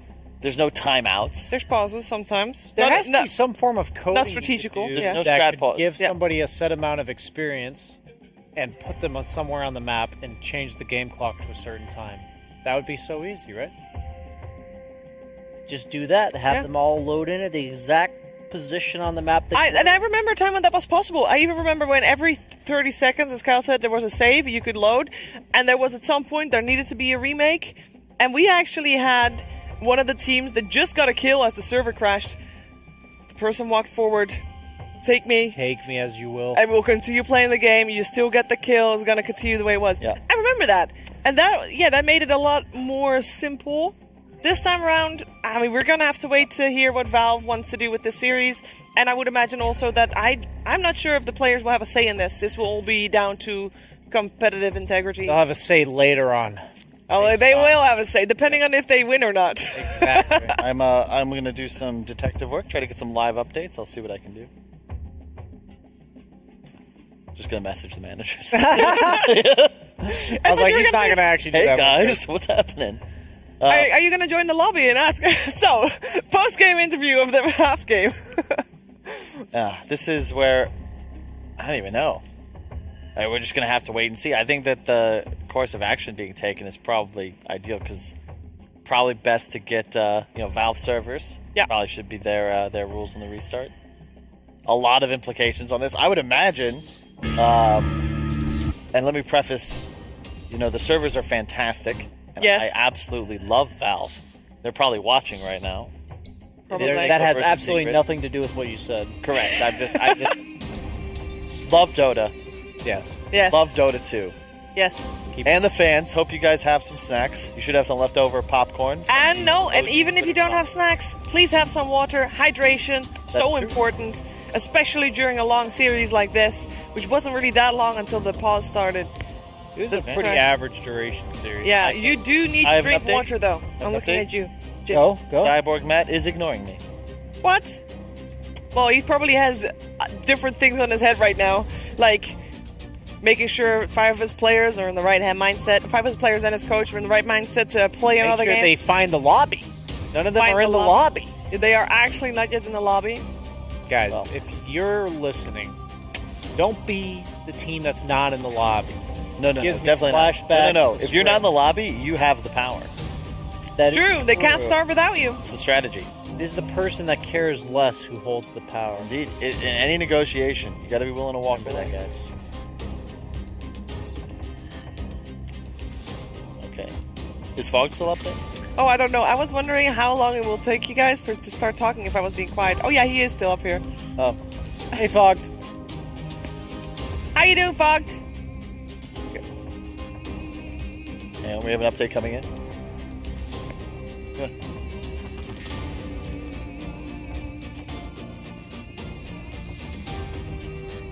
Okay, so 10 minutes from now, we will start the game. So the teams will still get a break. Same heroes, same lanes, same early game items. And I would imagine that just means starting items. Yeah, I'm pretty sure that just means starting items. Yeah. So that's the call. I don't know if that's a Valve call or if that's a team call, but it's a call that I've heard. It's the most recent call we've heard. That does mean that the game will take about 10 minutes. What takes 10 minutes? A smoke break. Dude, that takes like 2 minutes if you're like... something. Never mind. Jeez, Kyle! Can't. Can we PG-13 it up a bit? Nope. It started with pillows and now this. It takes 10 minutes to make a really good coffee. Indeed. Big fan of love of coffee.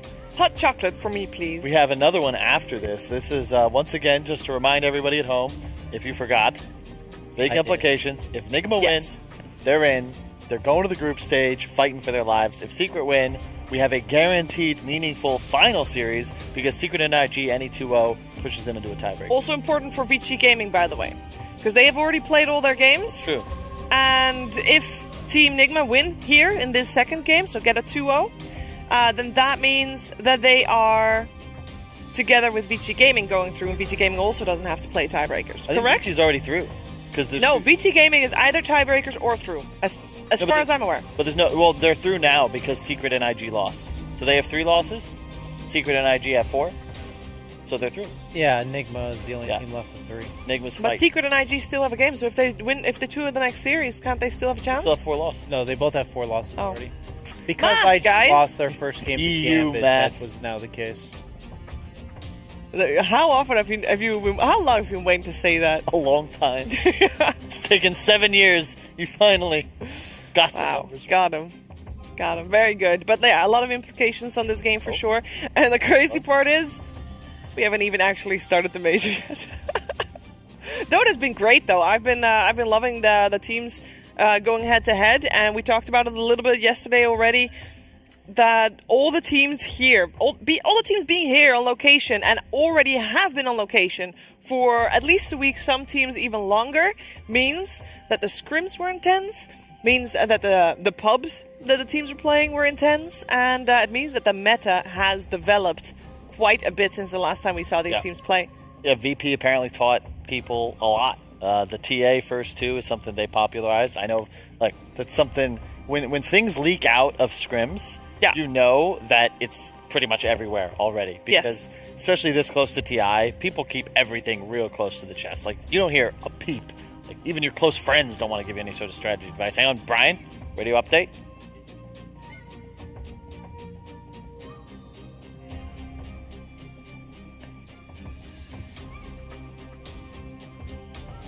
Okay. There's another option on the table that is being discussed right now. Not by us, So but we will discuss it to anyway. clarify, wait. We don't know what's going to happen. We don't know what's gonna happen. We're keeping it spicy. That's the way. It's always these unexpected turns and twists in every story, including the animation. What's the other option again? The other option is... Wait! Before we get to that, a commercial break. No, please don't. No. Run the ad. Stay with us. Stay with us, please. So, the option is Team Nigma and Team Secret going up against each other. They're taking a bit of a break. And while they're taking a break, Team IG versus Team Secret will play against each other in the two-game series that they've already had. Maybe. This is one of the options on the table. Which would mean that Team Nigma and Team Secret, the final game, will have to wait. That is... Now, my question about this second possibility is how does it work with who works the series? Yeah, that's a good point, because I was going to cast that. What am I... You would cast it. What do you mean? So just... No, I'm talking about when we leave here, they run the Secret versus IG series. Yeah. Who comes back and panels for you guys. Okay, let's do the first option. What? What, you get to go home after this? Yeah. You don't want to watch... Wait, hang on. Let me just... I want to watch the game. Hang on. I just now. Wait. I have just in. If there's tiebreakers, BSJ, you're working them. Oh. Well, how does that know? How do you know that? Mind games. Is that... Are you messing with me, or is that on there? No. Okay, she doesn't have any... I don't know this information. I've no clue. Just to be clear, guys, I love myself some Dota, but if I could have Dota now or in 2 hours... Update. Yapster joined the lobby. That is true. He did do that. So that's... I don't know. We have... I'm actually checking the schedule now, and it does have you listed doing tiebreakers. Dude, there were no tiebreakers listed on the schedule. Stop lying. I'm literally getting manipulated on live television. Oh. Thank you. Thank you. I appreciate that. Thank you. Oh, thank you. You got loafed. Come on. He got a loaf of bread. He got loafed. Dude, am I allowed to have one of these? Yeah, but that bread is kind of stale. Oh, is it the same loaf of bread? Yes. Do we give them the context of this so they understand? Okay, so Jenkins is all about establishing a meta, okay? And this meta was not established by him. It was established for him. Wait, who established it? It was established during the rehearsal that he had together with T and you. Yeah. Didn't he get handed stuff by a technician? I think somebody handed him one thing, but then he started doing all of this. Fair. So he realized that he could create awkward interactions between himself and others by just handing them things. Yeah. And seeing, it's kind of like when somebody asks People you for generally accept whatever they're handing. Yeah, like it's like when you're asked if you want a receipt or not. You don't really have like a preconceived answer though, but some people just take the receipt. Especially if it's already hanging in midair. Yeah, exactly. Yeah. So he theory crafted from there, what can I hand people and they'll just take it. So he literally took a loaf of bread out of the kitchen over there just as a prop to hand to people and then called it loafing them. And I just got loafed on. Somewhat unethical life tip. There's something called the rule of reciprocity. A rule of what? Rule of reciprocity. Basically, humans, we are predisposed to try to return favors, right? So you're much more likely to get somebody to help you if you help them first. Basically. So that's why he's handing me a loaf of bread? Yeah. So he hands you. He says, "Hey Brian, here, look, I got you this. Oh, by the way, Brian, would you mind helping me move out of my house? It'll only take 6 or 7 hours." It's impossible for you to say no to that request. I would absolutely say no to that. I don't know. That's maybe in your head. There are certain things. Cheever, if it is maybe less intense, it looks kind of fair. Cheever, I got you a box of delicious Ukrainian chocolate. And you said no to that. Yeah. So, not everybody. I literally have been saying every time, been asking, are there any snacks without chocolate? Any sugar without? I know I'm drinking hot chocolate. It doesn't count. She took the box, looked at me, and said, "This is what you got?" I said, "I don't like sweets." I was diva for one day. Let me have that one day. Let her have it. I was also justified diva for one day. Yes, stuff. You know. Oh, they're taking a snapshot of the items. This is the wrong game, though. What? This is the Lone Druid game. It's the wrong game. Oh. But just, I don't know. I thought we were like... Wait, does it even save that? You can see that it's the Lone Druid game. What are you talking about? This is great. This is cool. So for you guys at home, viewers, you don't see this, you see us. But we actually have a program of us, and then we actually see the admin PC. Yeah. Now we're currently reading his Discord messages. It's game 1, he says, which we clarified because we yeah, said they it was gave Lone him Druid. the wrong snapshot. The right one. But the right one is not there. Oh, yeah, because it's gone. The server crashed. How will we know? We have to go to the stream. Gentleman's agreement, which comes then a next question. Let's say you're going into the game again as Team Secret versus Team Nigma, but then after the IG versus Secret series, aka this game 2 is going to get played like way late. How will they know what their items were in the start of the game? I have no idea. We'll have to check the observer's job over the course of the first minute and a half of the build-up phase. We tried to click the Watching Dota TV button. It did not work.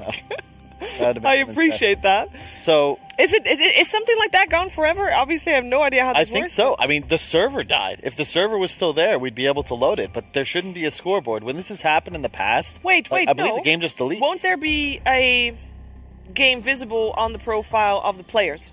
No, I don't think so. Let's check that. Hang on, we're checking that now, live. But they need to be your friend, admin. They need to be your friend. You can only do that to friends. Ask Fogged. Fogged? Fogged? Fogged? Fogged? Oh, he's not there. He left his post. I mean, he went to get hot chocolate or a cappuccino because he was jealous. Too. Yes. It's very weird. He just said because you got loafed. 100,000 people. Oh. Jenkins is living. It's all come to fruition. Very appreciative that you guys are sticking with us and us rambling while we wait for more updates regarding this series. It's yeah, it's different. Hey, Fogged! He really did carrying the pillow around. I was not lying. What the hell? Fogged, I have a question. Are you in the lobby? Or sorry, are you you're logged into Dota, right?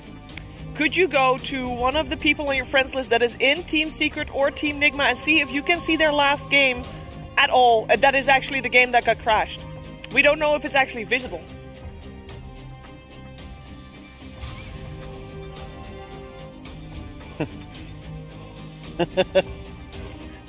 I will tell you the update that I just got. So the players are kind of starting to be in agreement that the game should be replayed with the same heroes, with the same lanes, and with the same starting items. Here's the crutch. There is no record of this game ever happening with the server crashing, which means literally never happened. That we have to rely on the player's memory to decide what starting items there were. They forgot on the side of Team Secret. No way to check? It's just gone? We can't check the VOD? Yeah, we have the VOD. We have to check the VOD. That's the only way. There's going to be at least 6 or 7 players that got their items revealed at the start of the game on the VOD. And normally, doesn't the Observer also show all 10 heroes anyway and their starting items? Yeah, that has to be there. This is just such a technology these days. Seriously, I hope you guys enjoy it. This might never happen again. Like, I hope it will never happen again. A lot.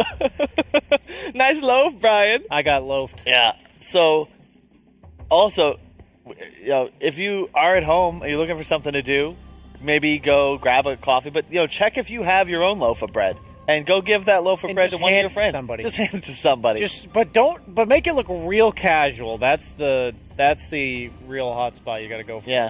It's like love Jenkins. He's got my favorite anime introduction.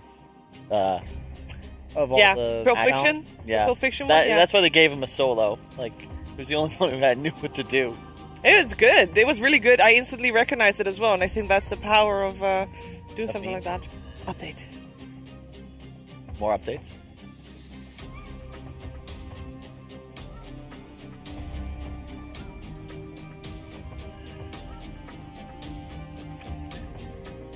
Okay, so update. We have received someone has gotten a screenshot the Ukrainian cast.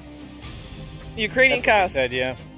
They got a screenshot of the starting items, meaning that can be passed through to the players so that they know what they did. It's just so surprising that Team Secret of all teams in that game was the ones that forgot their starting items. Yeah. So. And then the lanes are going to be the same. You know what's funny? The lanes itself, they were kind of all over the place, weren't they? I mean, obviously the 3 cores for both teams were in the same place, but those supports, which lane are you going to put them? They were literally everywhere. I don't know. It's like playing hide and seek. Like they have to start at the outpost, and like, okay, 0 minutes. Okay, go to the lane you want. Last update. They started roaming. Hang on.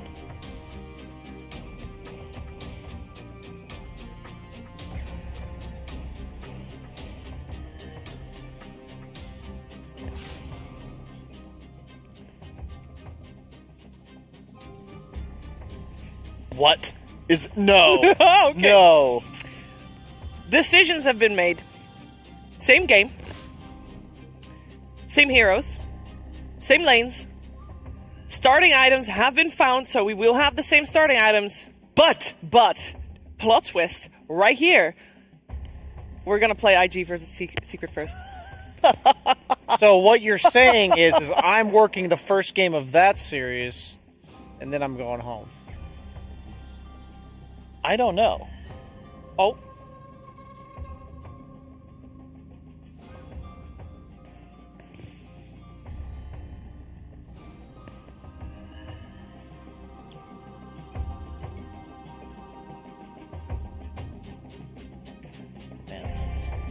What? It's just the most Loads of discussions happening. This is great real life feed coming out. This is the best tech pause ever. Users just like, the PC broke. SSD. First of all, I see Fogged enjoying hot chocolate. They are really good here. They are. And I just got low. You got low. Sorry, dude. Chocolate. You didn't ask for a drink on stream. That was your error. And they didn't want to come empty-handed, so it's actually very polite that you got low. It is very There's talks going on, of course, because if IG versus Team Secret would happen first, it would mean that IG would be ready to play now, and they don't know, because obviously they were still under the impression that they were going to have to wait for this game, so they're asking if they actually can play / want to play, and then on the other side, there's also still the talk for IG versus Secret first was to figure out what was going to be done with the game 2 of this series that we're waiting on right now with Team Nigma versus Secret. But now that that's decided, maybe there's no pause anymore, so they can just start playing that one rather than going for IG versus Secret first before the decision is made, because the decision is already made. Do we know what was the gold XP advantage at Game Crash? 1,000 for. Yeah, it was literally 1,000. Yeah, like there's no way, like there's no way you're giving a win. So really, you have to replay the game or replay with just a totally new game. I really, for the memes, I hope it's a revamp of the exact same game. For the memes, he For said. competitive integrity. Hey, I have good news for Team Secret fans. Regardless of what outcome is going to be, your team's going to play! Your team's going to play! That's true. Good stuff. Because, okay, so let's set it. Let's get the perfect... It is the AniMajor. So what we're really hoping for is Secret versus IG first. Secret wins 2-0. So then that goes back to play Team Nigma, winning This to was force all the tiebreaker. Illuminati stuff for the production value. This was all to set the storyline. Wow, This, that's okay. next level. Wow. I hope I don't spoil it, but there was You're going to spoil the plot of how it's going to happen. No, Please Rich don't. has always had People are this still idea. waiting in suspense. Rich has always had the idea to like make an esport event. Maybe it was Slacks or both of them. Oh. Either one, it could be susceptible of having a totally scripted esport event. Like WWE. Everyone's style? yeah, exactly. Everyone's in on it, but the idea is you pretend like WWE, like it's not. But anyway, this is. You mean like we're doing right now? Yes. You can't really. I mean, how often do you get a group stage this close where you get to the very end? What? Wild card. Group stage or tomorrow? This isn't the group stage yet. We're not even at the. Started. We're not even at the Hard is actual wild, Yeah. I believe is what Flax would say right now. Yeah. Yepsor has left the lobby. All right. We might have a new lobby. I don't know. I don't think. Well, maybe for. Fogged? Is there a new lobby by any chance? I don't know if you can check. If Fogged is here. Fogged? When? It's ready. Oh yeah, I see that too. If they make Get ready. strategy, please get me in the lobby though. Yeah, that's what they're saying. There's maybe Secret IG first. Fog definitely hasn't been listening to us because he has no idea what's going on. He's very distracted by the pillow. That's true. I mean, I would be too. Should we send reinforcements? Maybe Slacks and Jenkins could do some sort of like fighting in front of us. Oh. No, not dancing. Jesus. And winner takes the loaf? No, you're stuck with the loaf. Stop bringing it up. Maybe there's some ducks outside that you could feed. There are like 4 or 5 slices of bread missing here. Yeah, I ate a piece yesterday. Oh, did you? It was not good. Make sure to maintain. Oh, there's really good honey in the green room, though. You can maybe put something on because generally a little bit of stale bread will soak that honey right up. I'm about to eat a piece of bread. We have been the out here carbs. for... You can try it. I'm Actually, it's famine. different bread from yesterday. This is white bread. Yesterday, actually, no, that was also white bread. Never mind. I will give Great you content. a verdict. Don't eat the bread. There's nothing wrong with the bread. What's wrong with the bread? It's yesterday's bread. And bread generally stays good for quite a while. As your friend, I would tell you not to eat the bread. Now it's too late. Is it good bread? Brian. Very mediocre bread. That's all for I will say, unrelated, if any of you at home ever do visit Ukraine, been here for some time, excellent bread. Highly recommended. Not that one. Not this and bread. Huh? And it's not that more one. so because Jenkins has been holding on to it. No. Like, I had it fresh yesterday. It was the same. Yeah. I'm trying to, like, not reverse, advertise. Cap brand. is not a fan of our content right now, and he says, you guys need to go to break. What? Yeah, he's upset. He's Cap? angry. He did an angry, frowny face with it, too. Did he tweet it? What's or wrong with did- our I mean, content? he is definitely, one of the more angry talent out there, so... Cap I mean, is a, maybe we should. Appointed father figure for most of us. IG versus Secrets Lobby is actually up. What? So I do believe we are going to get here at the AniMajor, quite possibly... A series within a series? A series within a series. We play the first game, then... we're on like episode. It's the wild card. So wait, is this the major? Okay, so we were to do this as a season. Let's say wild card is season 1, and then groups are season 2. Playoffs is like seasons 3 through 5. We're really on like episode 7 of season 1. Christmas special. It's the boss fight. Halfway through, Christmas special. There's a filler episode. The Christmas special. Okay, all right, the Christmas special, sure. Which will be IG versus Secret, which has the potential to make this very anticlimactic because if they won one, or if IG wins a single game, it means Secret versus Nigma has no bearing.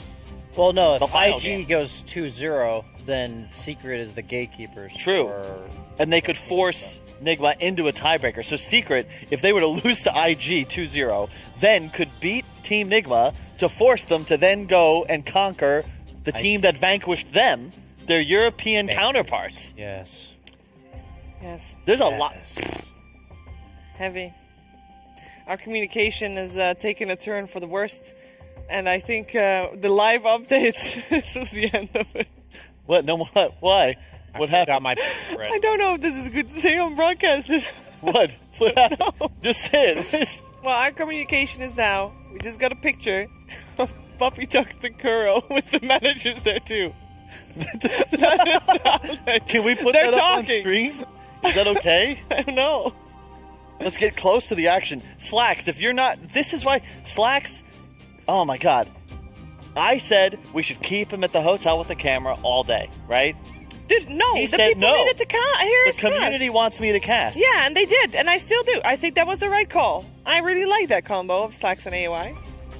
They supplement each other perfectly. True. Well, That's why they're both TI finalists. There you go. Got him. is there a way we could pull up maybe tweets? There's got to be some tweets going on. Oh, I can pull up tweets. Okay.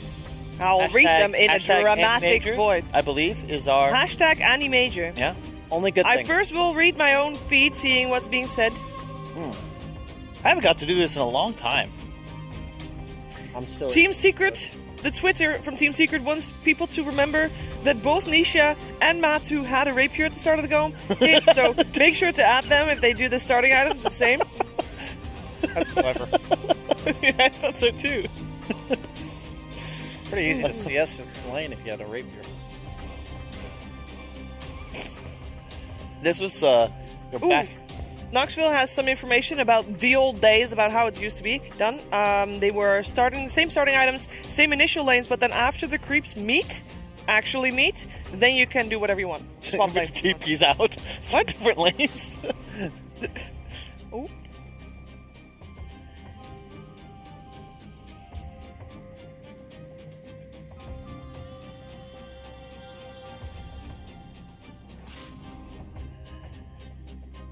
Okay. Update from Valve. Valve? Yeah. I got the whole quote in one go, so I'm going to try. Same game, same heroes, and if you can't start with the same items, that would be really good, but if you can't 100% guarantee that, it shouldn't be a problem. Then nobody should be obliged. Well, I don't know. This was by Valve, something like that. So that was the gist of it, and this is not 100% literal readout, because obviously my brain... What's happening now, though? Are we playing the IG series, or are we playing the Secret Nigma game? Fogged. See, that's the next question. If I'm casting Secret IG and you don't put me in the lobby... Dude, there's just Owen's pillow there. He's not even... I better be in the lobby. No. Updates! Team Secret now joining lobby with Nigma. So... Please play the Secret. We have 3 players in. Puppy, Yapster, Matu, I am Zai, so 4 players. What's going on? We're just missing Nisha, and then we will have 10 players in the lobby. Wow, All there's the a full observers are in the screenshot lobby. of starting items. I'm moving closer to see it. Okay, so we have a total of 5 Quelling Blades. All 3 melee cores of the Secret lineup had a Quelling Blade. We got... It's really nothing exciting. Wow. We're not going to get even the full I will rundown? confirm, however, nobody had rapiers at the start of the game. Sorry, Twitter. There were no rapiers. There was a Basilius on the Wyvern, I believe I saw. Mm-hmm. Pretty key. Boots on Wyvern, Basilius on who? You were the one who looked at it. Yeah, why would we know? No wonder the players can't remember Brian. 2 seconds, he's already forgotten. Woo. Well, okay, so take back everything we said. It looks like it's going to be Secret versus Nigma. Yep. It's same game, same draft, same lanes, same starting items. Same starting items. It was going to be like this all along, but we wanted to play it up for suspense. Actually, no, we figured it out pretty much as you guys did. So this is great. Oh, see, normally it is I. No, please, this is the wrong time. Oh Your no! instant chat has given me life. No, this is the wrong time. I was about to say no. Cheever, I have news. Shut up, Kuro-kun. Do you know Miracle bought the 3rd sheep stick on a morphling ever in Dota? What? What's your name? It's a true statistic. What's your name? Kuro-kun. Kuro-kun? Are you related to Kuro-ki?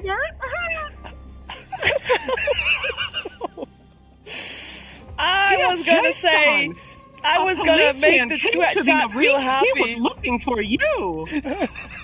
What do we tell him, BSJ-san? You can just give him my number. Kyle-kun, I had a message for you from a Twitch chat. What was it? Dota fan 69 says Kyle-kun is annoying.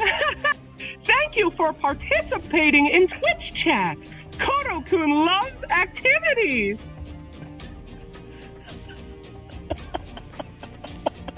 Well, no. Go away! Stop! Go get off the screen, please. I see Team Nigma dire side. The game. Just please start the game. Please. Broadcasting already. Okay, so normally when something like this happens, we go to break and we say, see you in 40 minutes, chat. And this time, we took you with us every step of the way, and this is what you get. A live report on all the communication we get, and Kuro-kun. I didn't think they'd find me. I can't believe they found me. Why are the police looking for me? Wait, where did he go? No, stop. Where did it go? Don't tell Is it gone now? Oh my god. Please come back. Oh, my ear hurts. How long have we been here? Very long. Like I said, normally we go to break straight after. You know, Fog says we'll try to figure out our technical difficulties. We'll be back after this. And then it's Not like, here. no content. music from the side. Actually, the music would be really cool. We could play the theme on loop. Would be great. And I don't know. I'll have to look at chat, see if they prefer this, because there was studies done. Oh yeah. If the train's late, people take it a lot better if they have a little clock that just says delayed, 8 minutes. And we tried to give you updates on the literally fly as fast as we possibly for better or for worse. But Myth Kodo-chan. I don't know what it is. I don't know. No comment. No comment? But thank you for all the love from the fans in chat. Always appreciate you guys. Yeah, I think so too. That's probably one of the nicest things I've ever seen about you in chat. That's good. Yeah. So I guess we should break down this game. Are we sure? No, I don't think we break down this game, because if we break down this game, then what are Owen and Fog going to do? There's absolutely nothing left to say. I refuse to believe it. I don't want to talk about the thing. We have to just make the teams make the choices at the moment. So the way it works in a lobby, I know that there's a lot of... We've been here long enough for the television to turn off by itself, first of all. Normally when you join a lobby, so nowadays there's this coin toss that you do, and then you select side and select first pick or second pick. Without that, the game cannot start, and at the moment the teams have not done that part yet, and then it will be done. It should usually take about 4 seconds to get that part done, so I'm optimistic. Man, this has had everything. I'm out. I got nothing. I'm ready for the match. If you'd like to know how the early game should go, you could reload the VOD. You'll see the first. You'll see what we. You can go AFK for the next 10 minutes because you know exactly what we're gonna do. But to reiterate, I think that Nigma are probably a bit disappointed. That early game went about as well as I think one could hope. To reiterate, Miracle's got to go off. He did. Ultra kill. They were dominating. They were diving towers. They were clearing objectives. They need to do the same, because at a certain point, I think Secret's lineup is just how do you get through the Underlord? How does... You know what would be really funny, / not funny, is if this game starts, everybody same items, game's over in 15 minutes. Because one team figured it out, game over. It's like, okay, guys. But to clarify, I believe it's same starting items. It is not the same items. Correct. So if somebody, buys drums instead of a bracer, it's all fine. It's the same starting items. Play Dota 2. Okay. Easy. All I need to do is play Dota 2. Someone's ready. No, that's just a broadcaster, sorry. Yeah, same person. Nobody's saying anything. They haven't even chosen their side or choice. We see that they're not even sitting down yet. They are not even trying. Did it get dark in the duration that we took this intermezzo? I do believe it did. I do believe it did as well. Am I actually on the tiebreakers? Yes. Look, Team Secret's all here. I don't know if I was getting involved at all. I'm getting word. Production. Somebody says WePlay admins need to check their email. I think it's a meme. I hope it is a meme. Kyle is laughing, but secretly crying.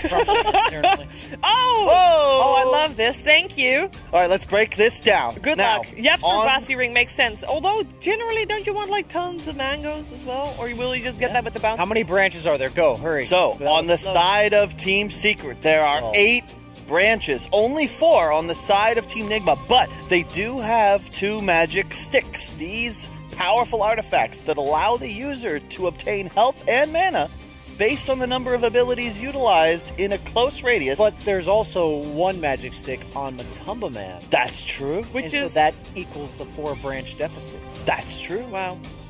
Everybody in the set of tango. Oh!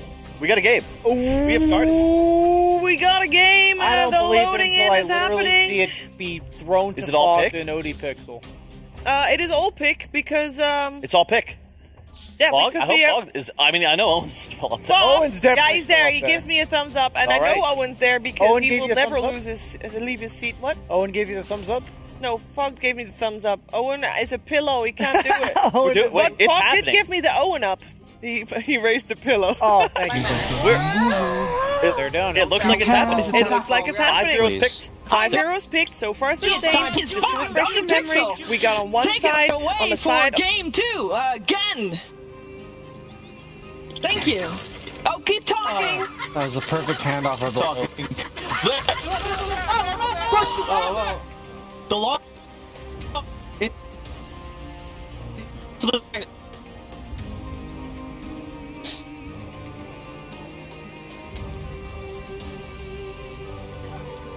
Is it just me? Oh God, please no. It's to me every.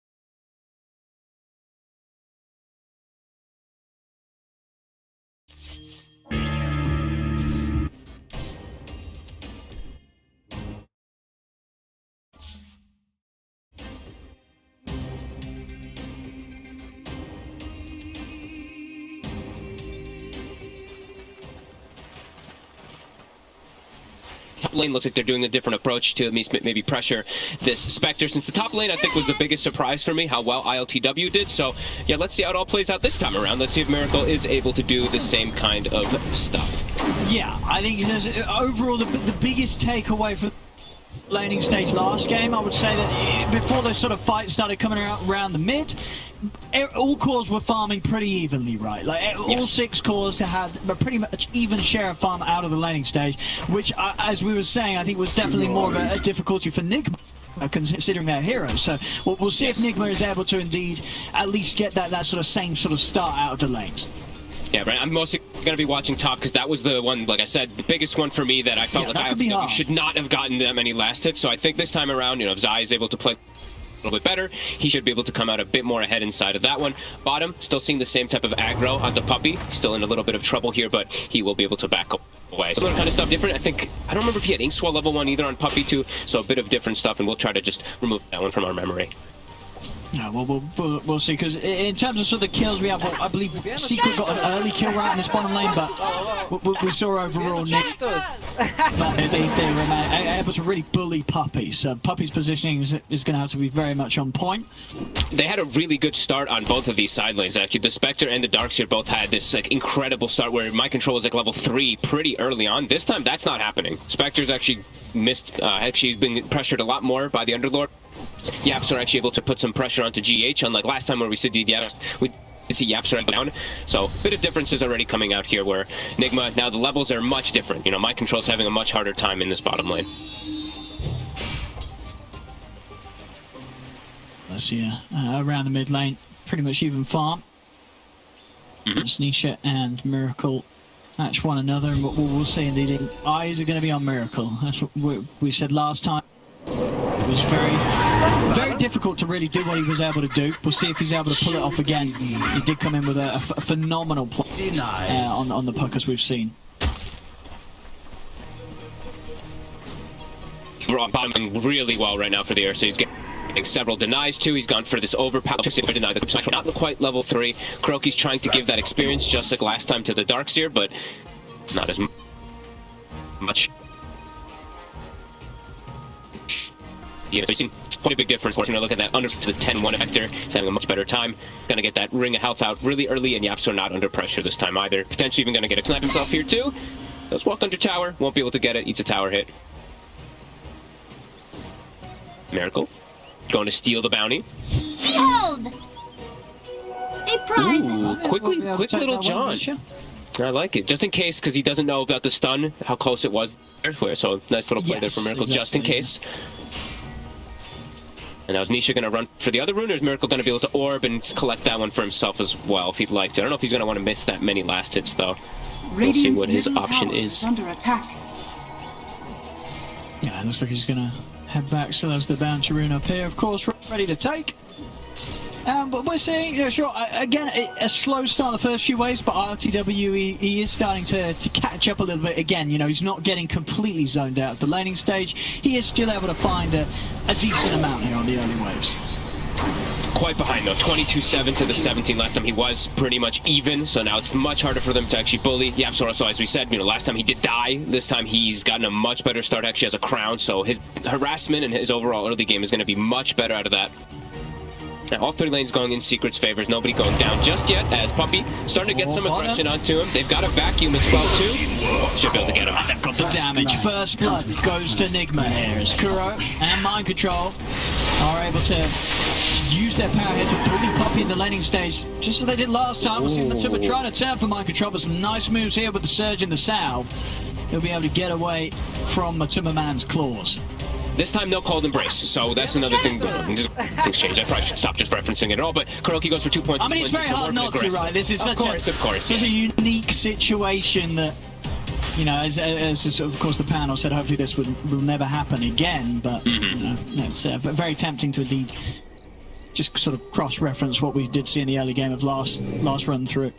Yeah, Mind Control still going to be getting those arcane boots at a pretty early time, but not able to put as much aggro. They still do get the first blood, so that is good, but Matu is getting much better free farm. He was getting good free farm down here anyway, but not getting as pressured this time around.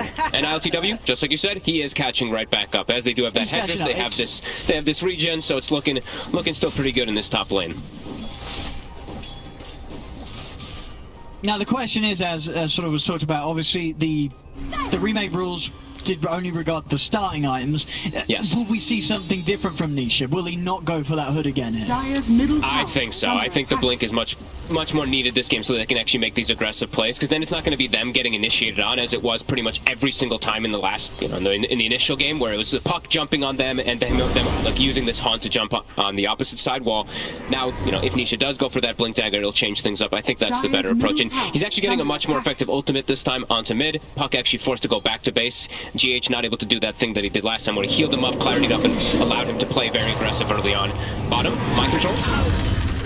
Well, they've got him. Got the control there, Puppey able to land the combo. No escape for Mind Control. Set up some action for Matuma down on the safe lane.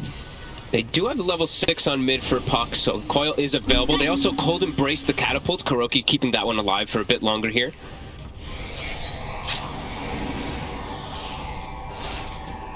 We'll see top getting a little aggressive here onto Zai. Those hits start to add up. Actually being done it. Yeah. The Desolate plus that overcharge really does start to hurt quite a bit there. Zai should still be okay. They have another dagger. I think that he's going to want to dive. He was tempted, but of course not knowing quite what would be waiting in the wings there from Secret. They won't dive any further. Nigma, LTW making sure that he doesn't push it too far, and he is able to continue to secure, which is what, once again, some very solid early game farm here as this safe lane Spectre.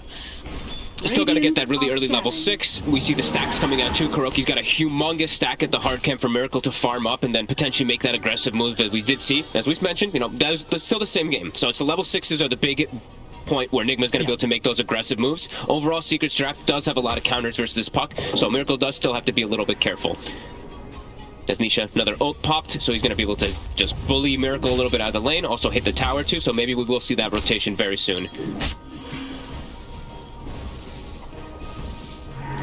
I believe that's also a Veil now, already finished up on Yapzor, so very early little bit of damage amp that they're going to have on their draft to be able to bring down some of these tankier heroes like the Darkseer, like the Spectre. And he's got stacks going. Nice seeing him with this, and incredibly cost-efficient item. Around that sort of 1,500, very valuable purchase, which I'm surprised that we don't see necessarily more of. I agree, actually. I always am confused when I'm not seeing more Veil pickup. Sometimes it's a little bit awkward because it's so cheap. You want other items, but it is so cheap. It really is. The build-up is also very nice because Baptiste is such a good item. Mind Control is actually the one who takes the stacks this time, so they're going to actually prioritize his farm in comparison and actually look to defend their tower a little bit more. They're actually keeping 3 heroes in the mid lane to protect versus that DK form, so Nisha's going to go to the jungle. He's going to use that one to maximize farm. They're going to give Yapzor the lane. Yapzor has to be careful, though. Miracle's diving him. See if they can get this back up in time. The Secret coming in with the TPs. RTW's got the horn ready to go. Move and take down Yapzor. Turn over towards Puppey as well. Nigma, they'll be able to get themselves a double for RTW now. Over towards Matuma Man. Yeah. up the Enrage, but they'll be able to dive in on this. As the Enrage has come to an end. They're in with the silent Nigma. They're looking towards the Bear. Matu trying to jump away, but another dagger. That's a triple kill for RTW. Now over towards Nisha. TPs and respawns starting to come in from Secret, but Nigma, they're just diving in with this aggression. 9 minutes in, underneath the tier 1 tower. They're looking towards Nisha. Nisha is very, very low here. So they've got enough another nuke to take him out as Miracle. He's hunting for him with the orb. He gets him, but the silence is out. Miracle. He's not going to be able to jump over in time. RTW is now going to opt to back out of this as Nisha is looking for GH. GH takes her over to the creeping time. Stick charges. It's not enough to save him. As Yapsel will get the double.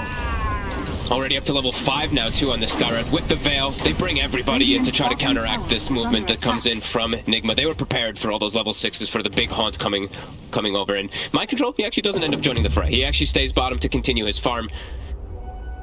So Secret come out ahead in this one. Is under attack. Again, to sort of compare with last time round, RTW's first taunt, very successful, gets a double. This time around, sure, there's some casualties around him, but he gets himself a triple kill. He does. And he's out of there. So, a very, very important fight for RTW to, again, get in and get out of. Over in the river down bottom, Nigma will be able to run down Puppy. So without a doubt, RTW... I'd say he's in the same place as he was in the first run through. This is a fantastic spot to be in as a Spectre. And Miracle, he does find a fairy. I don't believe he had the fairy trinket last time around, so he's got this, which is probably the best item that you can get on the puck. So he's probably still feeling pretty happy about that. He's got his treads. Witchblade will be a little bit later, as we said, since they prioritized the Darkseer's farmer a bit more. And speaking of Darkseer, actually making a move onto him down bottom. Should have the damage. When the Dragon Tail's done and the DD on Nisha, they certainly do indeed. Mid lane, Miracle looking to dive in onto Yapsel. He's going to drop the coil as well. Mini backup coming in on time for Secret Puppy. The leash. Him with the soul bind. Double silence. He's able to turn this around. Puppy getting him for the stun. He's got the setup. The double dragon tap. The cold embrace is keeping Miracle alive. It's not enough though. Zai lays down the firestorm. Secret bringing the defense around the tier 1 tower, and Zai with a big cleanup. Triple kill for him. A lot of magical damage as Secret are ready to turn up and fight back against Nigma. And Puppy with a very clutch soulbind actually gets the double silence coming into play, then the double Dragon Tail follow-up, and Zai with that Veil even buffing up the Firestorm too, just clipping onto every single one of them there. A nice reaction coming out from Secret.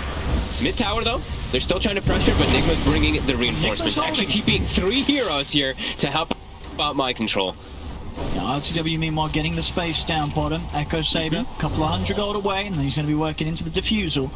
They keep this tower alive. Sure, heavy damage done by Secret there with the push around the Elder Dragon form. But Tier 1 will still come for now. Under attack.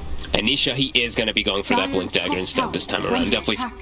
And like it's a lot more important because he just has the combo play. It's always going to be much more effective in your versus the puck. So if you're going to be the one starting the fight, it's going to change the way that the Spectre actually is able to join the fights afterwards. Echo Saber's done. How's the pipe looking on for Mind Control? He's actually a bit delayed. He's got the Soul Ring and the Arcane Boots on top. While Zai, I believe he actually does have the pipe finished. So Secret, their fighting form is looking quite a bit stronger right now. But Nigma, as we said, with those big ultimates, they will always be able to kind of outnumber the side of Secret if they're not prepared.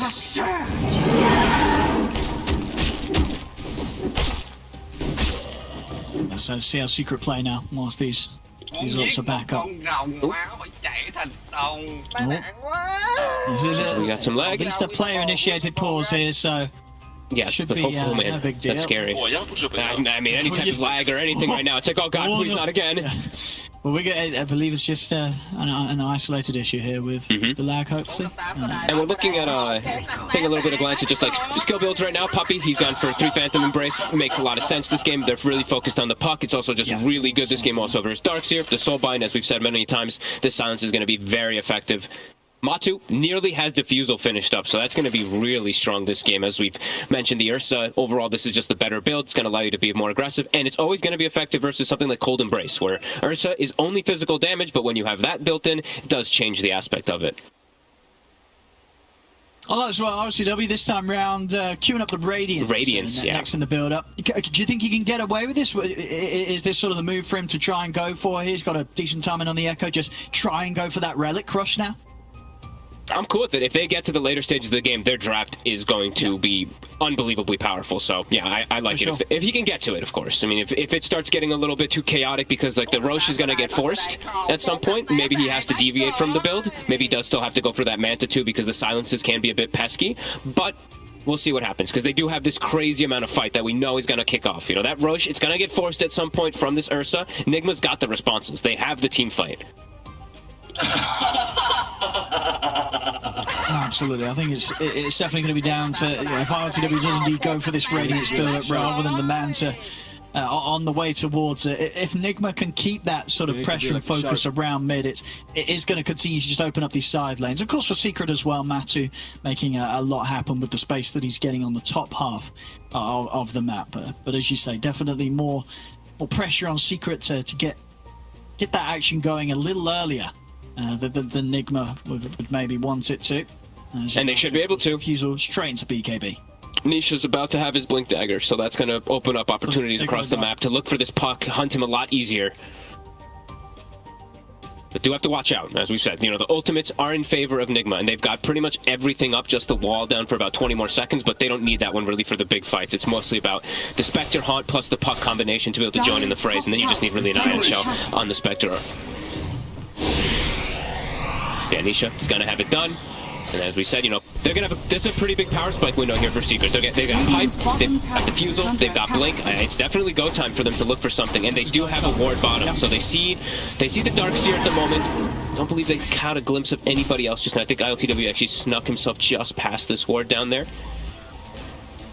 So they got to be prepared, because they have to bring at least 3 heroes into most of these fights, because they know they're going to get outnumbered. There's going to be a relocate, there's going to be a haunting, there's going to be a lot of numbers that Nigma's going to bring to every single one of these action plays.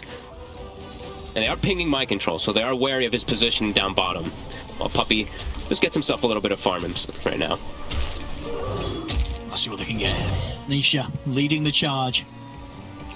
They see him. That ward, that sneaky ward all the way on the right side. It's about to be timing up, but it's giving them a lot of information. GH still kind of in the area, but he's going to get popped quick.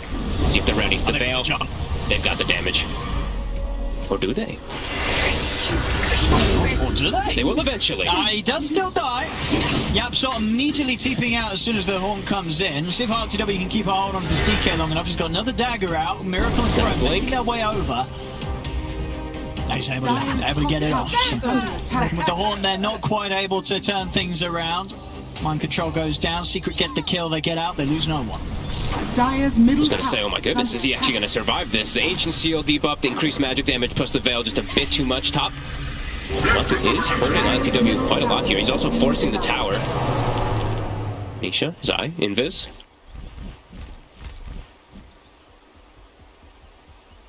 As soon as I can get a catch here, YapzOr trying to get him range so that he can offer the backup. Miracle. Just gotta be careful. Got the opening route. The silence. Into the silence. Dragon Sail as well. They'll come out with a cold embrace, but it's far too much magical damage for Miracle to withstand. As Secret getting active, making these moves. Is that enough for the Roche? I think it might be. 207. Yeah, Matu, I think this is where you try to commit into this pit. Oh, he actually misses the leap over. Whoopsie. Couldn't quite jump in though. Nope. Now I might actually have to switch it up. Can Nigma do anything about this? I think they can. They still have the curse. Puck's respawning pretty quickly. It's still early game. It's only level 9 puck, so forcing that going to be a bit too hard. If he was able to leap in, then perhaps they actually can, but having to walk all the way around, even 5 seconds at this point, can just make the difference. Radiant are scanning. Miracle goes his way bottom. For RTW, 1600 on the relic, so pretty good. He's making it there. They're clearly focused on that, and as you say, I think if they can get a good timing on that, and it's definitely gonna Dire's structures are fortified. Put a bit more urgency on Secret to get stuff done. Otherwise, this Spectre is absolutely going to be a problem. Yeah. Miracle is going for Blink this time around. He kind of just has to because of how his game's gotten now. He's 0-3, so he needs some tone. He needs to be the one to start the fights for his team so that the Haunt can come through into the back lines. So does have that one. He's also going to be able to play at least a round of Nisha's Blink Dagger, perhaps maybe dodge some of those stuns and stuff like that too. He's got to be very careful on this puck now, as we mentioned. It's a hard puck game. Still tons of silences that will always be coming into play. And now he's got the Blink. And about 40 seconds until they do have Haunt available. So right now they're still just playing, kind of sitting behind ILTW, babying with the 2 saving supports. Now this is the way to do it. I think if Nigma can sort of keep this tempo, Dire are scanning. the Secret don't get a big lead, Dire's top tower able to make the Spectre, Nigma must be very happy with this sort of downtime. Yeah, and Ursa's gone for a fighting item too, right? He's gone for this Diffusal build, so if he doesn't get something big pretty soon, it's gonna start being a little bit more effective as we'll be able to jump into it this time. And then this time he gets away with it. Nigma not in position to contest this. Secret well set up to keep Matu safe. And having that mask, he's got enough lifesteal to be able to take this out as Secret. This Roshan will be theirs. They've got all these item times, even a haste 2 inside the bottle of DK, so they can definitely look for some type of action here, but it's the same thing. Just keep watching out for the numbers. So they still can get outnumbered quite easily from Nigma. Nigma still all positioned around mid. Them losing their mid tower hurts a lot, because now it does open up the map a lot for Secret to kind of just play however they really want, not having to be so worried about just these super heavy collapses that were coming out. And we do see Nisha actually like babysitting behind Puppy bottom. They have this aggressive ward too, this defensive miracle. They've got him. They've got him. They're in with the opener. As soon as they find that first initial jump on the puck is just done for every time by this lineup. Very sneaky ward. Both of their wards this time around, these 2 bottom wards that they've had, were just pretty much out of range of the sentries from Nigma. So Nigma not able to see them making their way over. As BKB's next item's on the horizon for the 2 cores. Gotta go for Matu. And the Matu's playing pretty deep, pretty aggressive. We're gonna see Zai coming in with Rifto. He's brought the backup. Puppy and Yapso are here. They're ready to turn. They turn towards RTW. RTW's gonna get blown up by the combo. They're ready to try and look for more. Vacuum back onto Matu. But Matu, of course, he's got the Aegis, so he's not feeling scared at all about committing in onto mind control. Gets him with the jump. He doesn't even die. Zai there, bringing the team in with that Dark Rift, able to make sure that Matu is fit to fight back. That was such a nice, 5 out of 5 right there for Zai, for sure. Bringing up all the backup. And we were talking about numbers from Nigma. Didn't really factor in that Dark Rift to be able to actually bring the rest of the forces there if there is an Ursa under pressure. And he doesn't even die. So still has Aegis. He'll be able to get that BKB safely. Same for Nisha, and that's going to cause much bigger problems. Most of that damage is coming out from Nigma. Is magic damage throughout kind of all stages until Spectre is a monster. So that is going to be really hard for them to really fight into. We've seen them just kind of farming back at a pretty big deficit now. 6k gold lead for Secret, claiming the enemy jungle as well.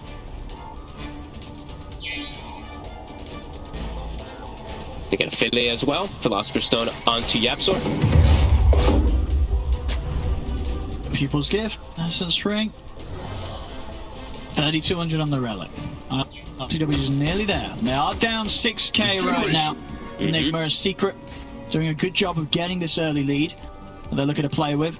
And they will have this timing, yeah. BKB on Matu. They'll be able to run heroes down, and not a whole lot that can be done to hold him back. They'll have the curse at least if they want to try and target him, locking back for some of the enrage of the BKB, but other than that, Matu is going to be quite the struggle to deal with in these fights. Absolutely. The support still will get eviscerated quite quickly from that haunt, from the combo, if they do get on top of them easily. So Secret does have to still for them, but the cores at this point are very hard to bring down. Double BKBs, they've got pipes, even going for, looks like potentially very greedy kind of item on the Underlord. He's got Sage, he's going for Sage Kaya. Haven't seen that one too much on Underlord for sure. I feel like you could see it maybe if he was playing versus something like this super tanky core like Timber Saws or something like that, but yeah, that would be very, I'd be very surprised if he does that before. I mean, it is a broken item, 100%, but I don't know, a hero like Underlord, definitely a bit curious. Yeah, I mean, it's not really even like a phenomenal game for a Halberd, is it, either? I mean, no. I guess it's nice to summon the Spectre, but you know, it's not really sort of what comes to mind first. So I guess it is, yeah, likely that he is indeed going to turn it into the Sanjin Kaya. Now they're hitting top tower too. Hey, this tier 2 is already dropping. This is all just recurring things that happen because that Aegis is able to survive top, so they're able to play really confident up here. Double BKBs. Nigma can't fight this. They need to wait until really the Radiance is online for ILTW, and it's gonna kill the supports, but like I was saying, the cores at this point are just way too beefy, and they have BKBs. So that magic damage is gonna be negated pretty much entirely from the Radiance burn. Matsu trying to take advantage. He still has 50 seconds.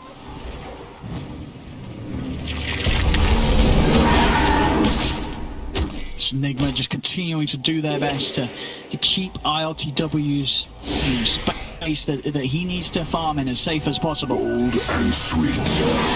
30 seconds still left on that Aegis.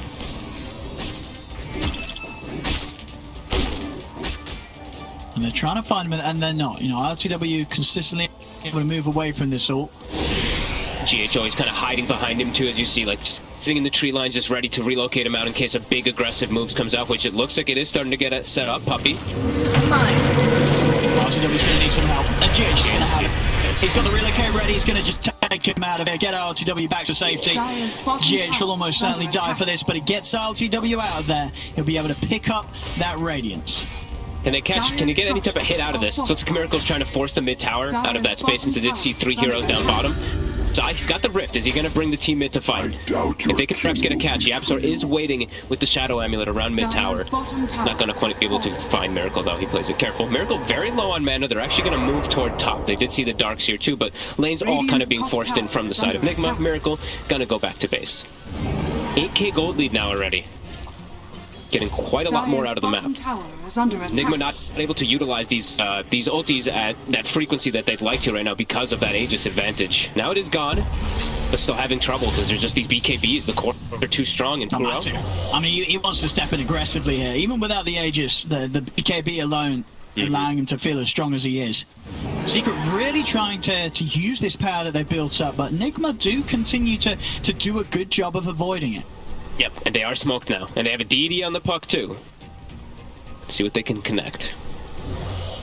They have ridiculous team fight. They have great ways to get information for these squishy backline heroes. There is a Glimmer finished up on Yapsor, also one on the Grimstroke. So do we have a Dust on any of these cores? We have a Dust on GH, but maybe in some of these fights he's not going to be able to get in there. So perhaps maybe ILTW, they might actually want to pass off the Dust to the Spectre soon.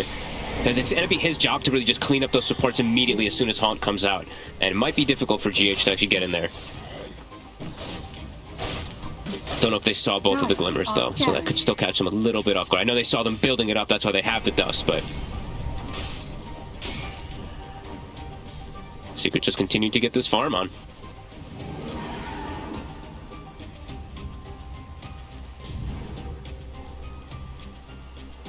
I mean, Secret, objective-wise, what are they really looking towards next here, Secret? Is it a certain item that they're waiting for before they try and push down mid, take tier 2s, or...? No, I don't think in particular. I think they're probably just feeling that they are getting so much more out of the map that they're like, okay, we're triple core scaling. They're only scaling on one hero. Like, this Darkseer he doesn't have the best wall heroes. Like, sometimes you have like these crazy agility heroes that just pop off. Like, an Ursa wall isn't really the most effective. DK is actually kind of decent, but that's just about it. So I feel like they're probably just scaling a bit harder because of how much space they're getting on the map. But I need so much more. Yeah, it's certainly kept the case so far. 14 for 5, 10k lead here for Secret so far. 24 minutes in. Yeah, and they're able to play parts of the jungle from Nigma. Like, look at Monty's positioning they're getting here. over there. Yep. Now with this warding, they're able to play and take away some safe spaces here of Nigma. Maybe Black Dragon is going to be the next big thing, because that looks like who he's going for, and it is very, very effective this game. As we've mentioned multiple times, Nick's draft is majority going to be that magic damage, so that is going to be really effective. It's going to be pretty crazy how tanky this Nisha Dragon Knight is going to be, and he's very close to it. So maybe we do see them look for fighting around that, but also we do have 2 minutes until Roche, so that's usually the bigger objective when you are playing with these Ursas. When you can get an early Roche, you get the secondary one for that shard, and yeah, he's going to be so strong, so tanky. The Van Brace as well. This DK is going to be a tough cookie to crack. Until they get him actually isolated, it's got to be like, it's got to be pretty much isolated by TW and him just blasting him with Desolate. Other than that, it's going to be pretty impossible for them to actually kill Nisha at this point.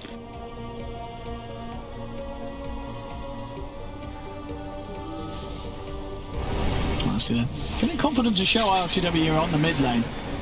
Yeah, if they're smoked up behind him too, maybe hoping that they try to go for this aggressive move. He's tanky too. He's got this Pupil's Gift. He's got Yasha, 2400 HP. Yes, yeah, for sure. With the backup of GH and Kuro, you know, they can do a good job of keeping the Spectre alive for the burst. They're going to poke out an early BKB here from Matu. Root down onto Mind Control. Mind Control able to get away. Nisha chasing in. He's got this. Stun onto Kuroki. Now focusing the weapon. They've got the damage. Kuro's going to go down. BKB out from Nisha is ready to continue to push on the mid. Buyback from Kuro. Horns come out, ILTW trying to get in on the action. Trouble. Silence, caught in the pit. ILTW needs help, he needs it now. GH is going to try and come over the tail of the heel, looking to keep the Spectre alive. ILTW still somehow living as he's out to the side. He's actually going to make it out. The Glimmer Cape's there. ILTW will survive. Secret, they're starting to bail. Zai takes the rest of them out with the Rift. But somehow there, ILTW does not die. A buyback is required from Kuroki, but everyone else on Nigma remains alive. Until that one mid. Have they got anything to keep him safe in the vacuum, dragging back the two of them? Another cold embrace, GH in with the tether as well. They're keeping Miracle healed up. GH goes with the TP out, but a Dragon Tail will put a stop to his escape. At the least, he throws his body and gives the chance for Miracle to escape. Kuro trying to hold them back with the Winter's Curse, but they still are able to chase through it and around it. As Kuro will die there, out for a good minute now. And she's respawning right now at the worst possible time for Nigma. Secret's going to be able to go in there and finish it up with no time. They're going to be able to get a free shard, Aegis, and Cheese for this Ursa too. And that was the buyback. The Wyvern actually buyback completely necessary. If he doesn't do that, ILTW goes down. Fight is a complete stomp from Secret, and now they get this opportunity to go in Rosh. And game is looking quite difficult right now here for sure, as this Black Dragon actually just allows them to get into backline so easily. Usually, like with Nigma's draft, they actually have the ease of being able to get into backline because of Haunt, but a Black Dragon just walks up a cliff and initiate onto your Wyvern. What the hell can you do? That free pathing definitely coming into play. Amasu on the hunt immediately with the Aegis picked up. Charging into the triangle of Nigma's half. And with the Shark too, he's so much more survivable to just run in versus these heroes. Damage just really not there for Nigma at all now.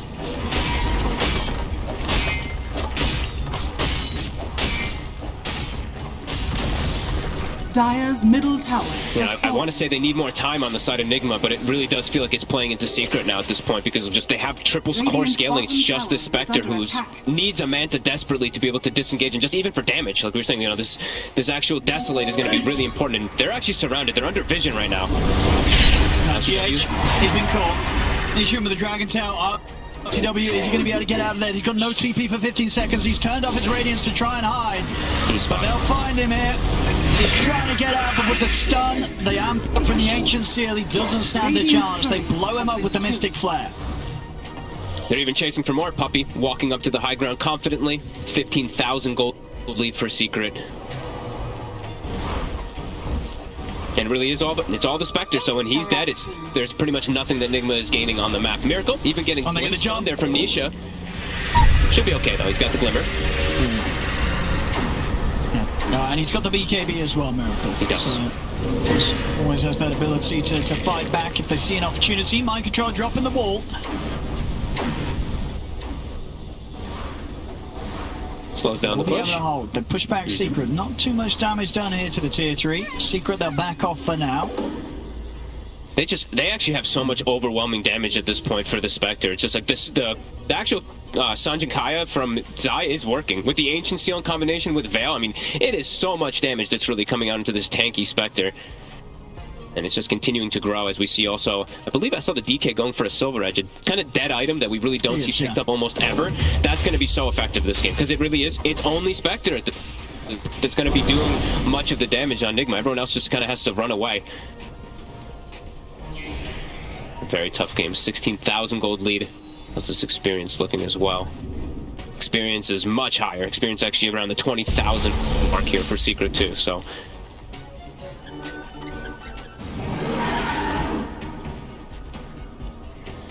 They're going to be sending the tomes all to RTW. They just need to buff up the Spectre as much as possible. Even carrying down Nether Shaw. Sort of the chance here. Yeah, they swapped over the Nether Shaw to him. Just any type of magic resistance increased for him. We'll be able to reclaim their outpost. At least for some moments here. Secret just farming the entirety of the map though. They're only really getting like, it feels like only like 20% here for Team Nigma. And they're having to try to prioritize ILTW's farm, but Mind Control still has to do his job as a Darkseer. He still has to Ion Shell waves to push it out so that they can actually get some type of space on the map. But yeah, Secret continue to capitalize on pretty much everything here. I mean, yeah, well, doing this sort of game, he's got the Blink Dagger queued up. I mean, maybe sort of focused on trying to find some sort of huge vacuum into Curse set up for Kuroki. I mean, what else do you think's on his mind? He's got 3K. I mean, there's not really too many other diverse builds. He's had to go defensive for Aeon. The other one is really just the Aghanims, but Yeah, that's just about it. Not really too sure what else he can actually itemize for at this point. As Nisha. He's trying to set up. Get some TPs coming through here. He's in straight away. He's going to look to try and open up on RLTW. It's GH. He's bringing him out. He'll take him out. They're not going to have any funny business there. They know that Secret's heading over to follow up on that Dragon Tail. They'll get RLTW out. GH, of course, he'll die for this effort on the way back. Nothing to unfortunately get himself out with. So Secret, they'll be able to pop the IO. They're just running away with the control of the map too. With the Shadow Blade 2 from Nisha, it's even harder for Enigma to really get outside at all. And they're even just watched. There's so many wards on the map. They're actually just staring at ILTW. Kuroki steps outside of the base for a second. We'll be able to survive with the Glimmer. Miracle attempting to push out bottom as best as possible so they do get a little bit more space on the map. But yeah, just looking so damn hard. So many different combinations that Secret really can use to just kill and catch anyone they do find. Radiant's bottom tower is under attack.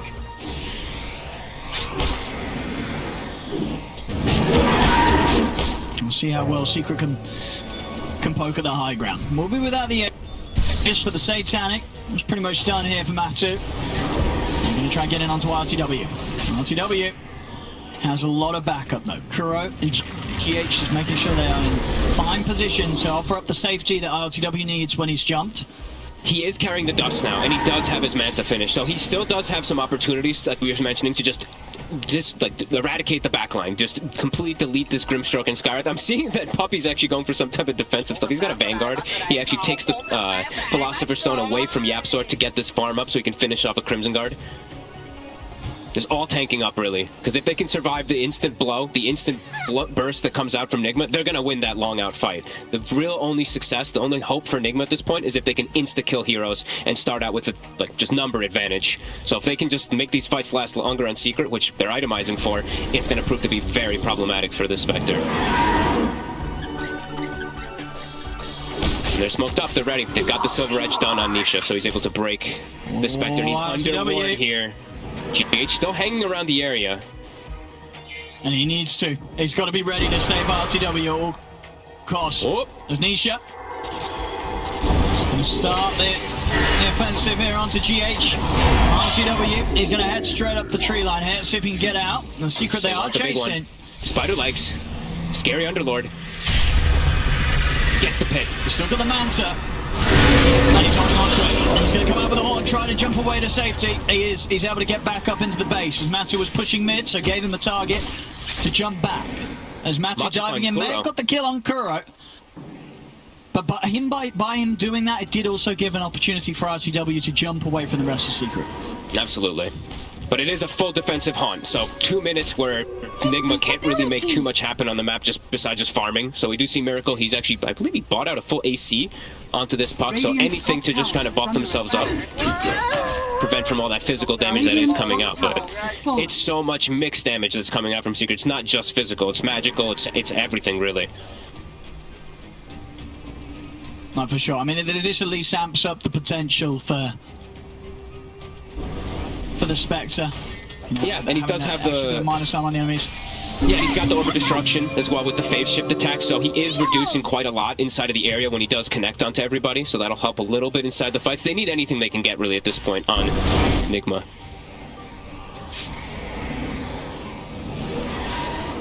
And they're looking for RTW Matu. They're just on the hunt. All swinging down as well. We see the Underlord and Grimstroke trying to cut off the retreat. GH desperately trying to hide himself away. Gets a TP with a tether. Nice play there. ILTW will be able to protect his pretty little GH. Also be able to TP back to base, but still, it's this constant hunt. They're not getting much out of the map at all. Secret rifts top, control the top side of the map as well. Now, I'll certainly make a Secret work for it, though. These moves from Secret not always ending up successful as Nigma are dodging them quite nicely, but as you say, this ramp up in farm overall for Secret just increasing at terrifying amounts. It's 21k lead now for Secret. Yeah, Miracle's actually the one getting more farm out of the map because ILTW is just having to play so scared. He's having just to run away in like 90% of this game right now. You do see Matu for a second here, kind of limited on mana. He's down to 270.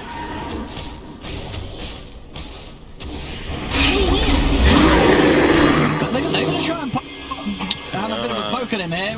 Get the ults off.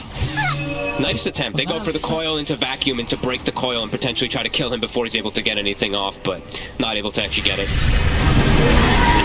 RTW step back in. Manta's still on cooldown.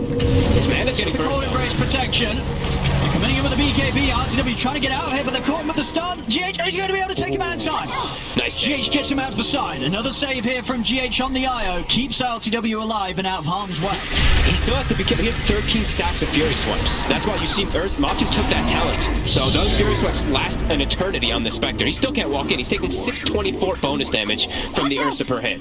So he can't walk back in still for another like 10-15 seconds. I actually really like that talent in this game. Yeah, against this sort of tanky frontliner, especially in the situations you say where, you know, a lot is on the Spectre. For as much as Miracle's catching up on the puck, you know, when it comes to just being out on the front, all the pressure is on RLTW. It is. And it's these long-duration team fights that Secret really is looking for. Nigma trying to capitalize right now on something. Puppey is extremely low on mana, so he's down to 170 right now. He's got some clarities coming out. They're going to try for Roche. Okay, they've got the Manta, so they've got that Desolate. That damage is really good on it. Matu's here. The BKB's still going on for 10 seconds. No BKB for 10 seconds. Over the X. Quick jump over to the side. RTW trying to get away from the combo. They will find him, Zai. He's considering taking him out of the rip, but he's going to hold back. June goes down. Miracle moving in. They've got the vacuum out of the four of them. They're trying to focus down Puppey, see if they can bring down the Grim. They can. Puppey to fall. RTW saved in time with the cold embrace. They're giving extra time here for RTW to play on. The Manta is back up and available. RTW looking for his next target. The Curse holding him back. Kuro with the Curse. He's locked down Nisha. Nisha is fully off, but Nisha's able to get off the cheese. Nisha able to get the heal off. The turnover towards RTW. It's Puppey, he's brought back for this one. Miracle getting himself out of the roof, but the slows down onto RTW. Secret, they get the kill on the Spectre. As Masu finds the double kill. Now Secret, still seeing if they can try and find more, try and find Kuro or Miracle here off to the side. Matu will start working at the Roshan. Kuro's into the trees, looks like he'll make it out of there. Nisha's hunting for Miracle though. Miracle, he's just going to look back in towards Puppey, but he's away. Miracle plays it safe, tries to get away from Secret, who are continuing to try and chase him down into the trees here. He has got the TP up, and looks like with this sort of movement, Miracle has been able to avoid the chase of Secret. But Secret, they got what they wanted. They get the Roshan. Nigma just has to dance around the fight and try to outplay as best as possible. Secret just kind of forces the issue, just takes the fight because they're just so tanky. These three cores are pretty much unkillable. It's still too hard, and thankfully he does have a cheese, of course, on that DK. It was close to him bringing down from a nice curse from Kuro, but yeah, still overall Secret. Much easier ways to be able to execute these fights. It's like 4D chess that Nigma has to really execute to actually get anything off. Mind control. They're in with him. Again, Kuro gives him some safety here with the cold embrace. Matu coming on here with the ultimate. They'll get mind control back to safety just in time. As they separate from the tier 3 towers, Secret are going to continue to push on. Fortifications up, and so's RTW's back in the game. Dire's top That's the tower gone. Secret pushing on still with the Aegis on Matuma Man. They're going to try and get as much as they can here. RTW heading in. He's able to step out of the pit in time. How do you push back Matuma Man? How do you touch this Ursa? I mean, with Satanic, with all this type of heal, he also got the Aghanims from that Roche. He is unkillable. He also has the Ink Swell behind him to strong Dispel. It's just this Ursa's out of control. There's nothing they can do to really contest him. They have to find the back line, and they can still. That's the one thing, is Puppey, he did use that buyback last time, so if they can actually clean up the back with this next haunt, maybe they have still a chance in this one. It's looking pretty damn impossible, though. Matu. Miracle. Look at these stacks. Look out! We'll still be able to jump out in time, though. Quite has the back up there. Yep, some Puppey weren't around. Bottom lane, Nisha. He's out hunting, but they have a sentry down. RTW will see him. Get the illusions out, start to turn. In fact, GH is going to come over to try and offer a bit of extra firepower, but Yapsol's turns it up. Nisha getting rather low, though. Heavy damage here done by Matu's in. Meanwhile, back. He certainly is. He's looking for mind control. Mind control. He's going to get saved again. Kuro with the cold embrace. Matu diving in deep for this. Trying to fully commit. The vacuum off the side. Mind control's able to get away. Matu's been silenced. RTW trying to go toe-to-toe with him, but the Fury Swipes are stacking. Miracle committing him with the BKB. Ripped up from Zai. Will be put to a stop patch. Deciding the Secret wants to stick around. Matuma Man does still have that Aegis. Root will catch Kuro. Trying to get away here with the Glimmer. X-Well stun goes off, Matu going back in, taking down this tier 3. Secret, they'll get another high ground tower. There you see that power, really, of this Ursa with all these buff ups. Satanic gets popped, he's back to full HP. Nullifier also coming into play. There's the darts here. Whoa! ILTW still have all these Fury swipes on you. 12, 13, 14. I mean, they're in on him. He's got to start in the second, can they actually get him out? The X-Well stun's going to connect. They'll come out with the curse, trying to hold him back. It doesn't matter, ILTW still falls. The damage is going to find him with the Mystic Flare. Miracle jumping into the backlines. Here they come with the buyback core. They're looking to turn this. Can they get any kills out of this Nigma? And they'll look straight over towards Jab. So Mike Strong Miracle goes straight over towards him. Puppy will get turned upon by ILTW as they bring down the Grimstroke. Miracle saved just in time. Kuro again in with the Cold Embrace, keeping Miracle alive. Matu, he's still got that Aegis as he's diving in, chasing down Kuro, but Mind Control doing his best with the body blocks, keeping Matu away from Kuro. Nisha comes in with the jump onto GH. GH, he's out of the game. No buyback, down for 45 seconds. Matu will go down the once. They brought down the bear once. Can they do it a second time though? No GH, they're lacking some of the safety that RTW does need to get in. RTW who apply a bash, just trying to spend his money on anything he can to try and help with this defense. As Matu, he's diving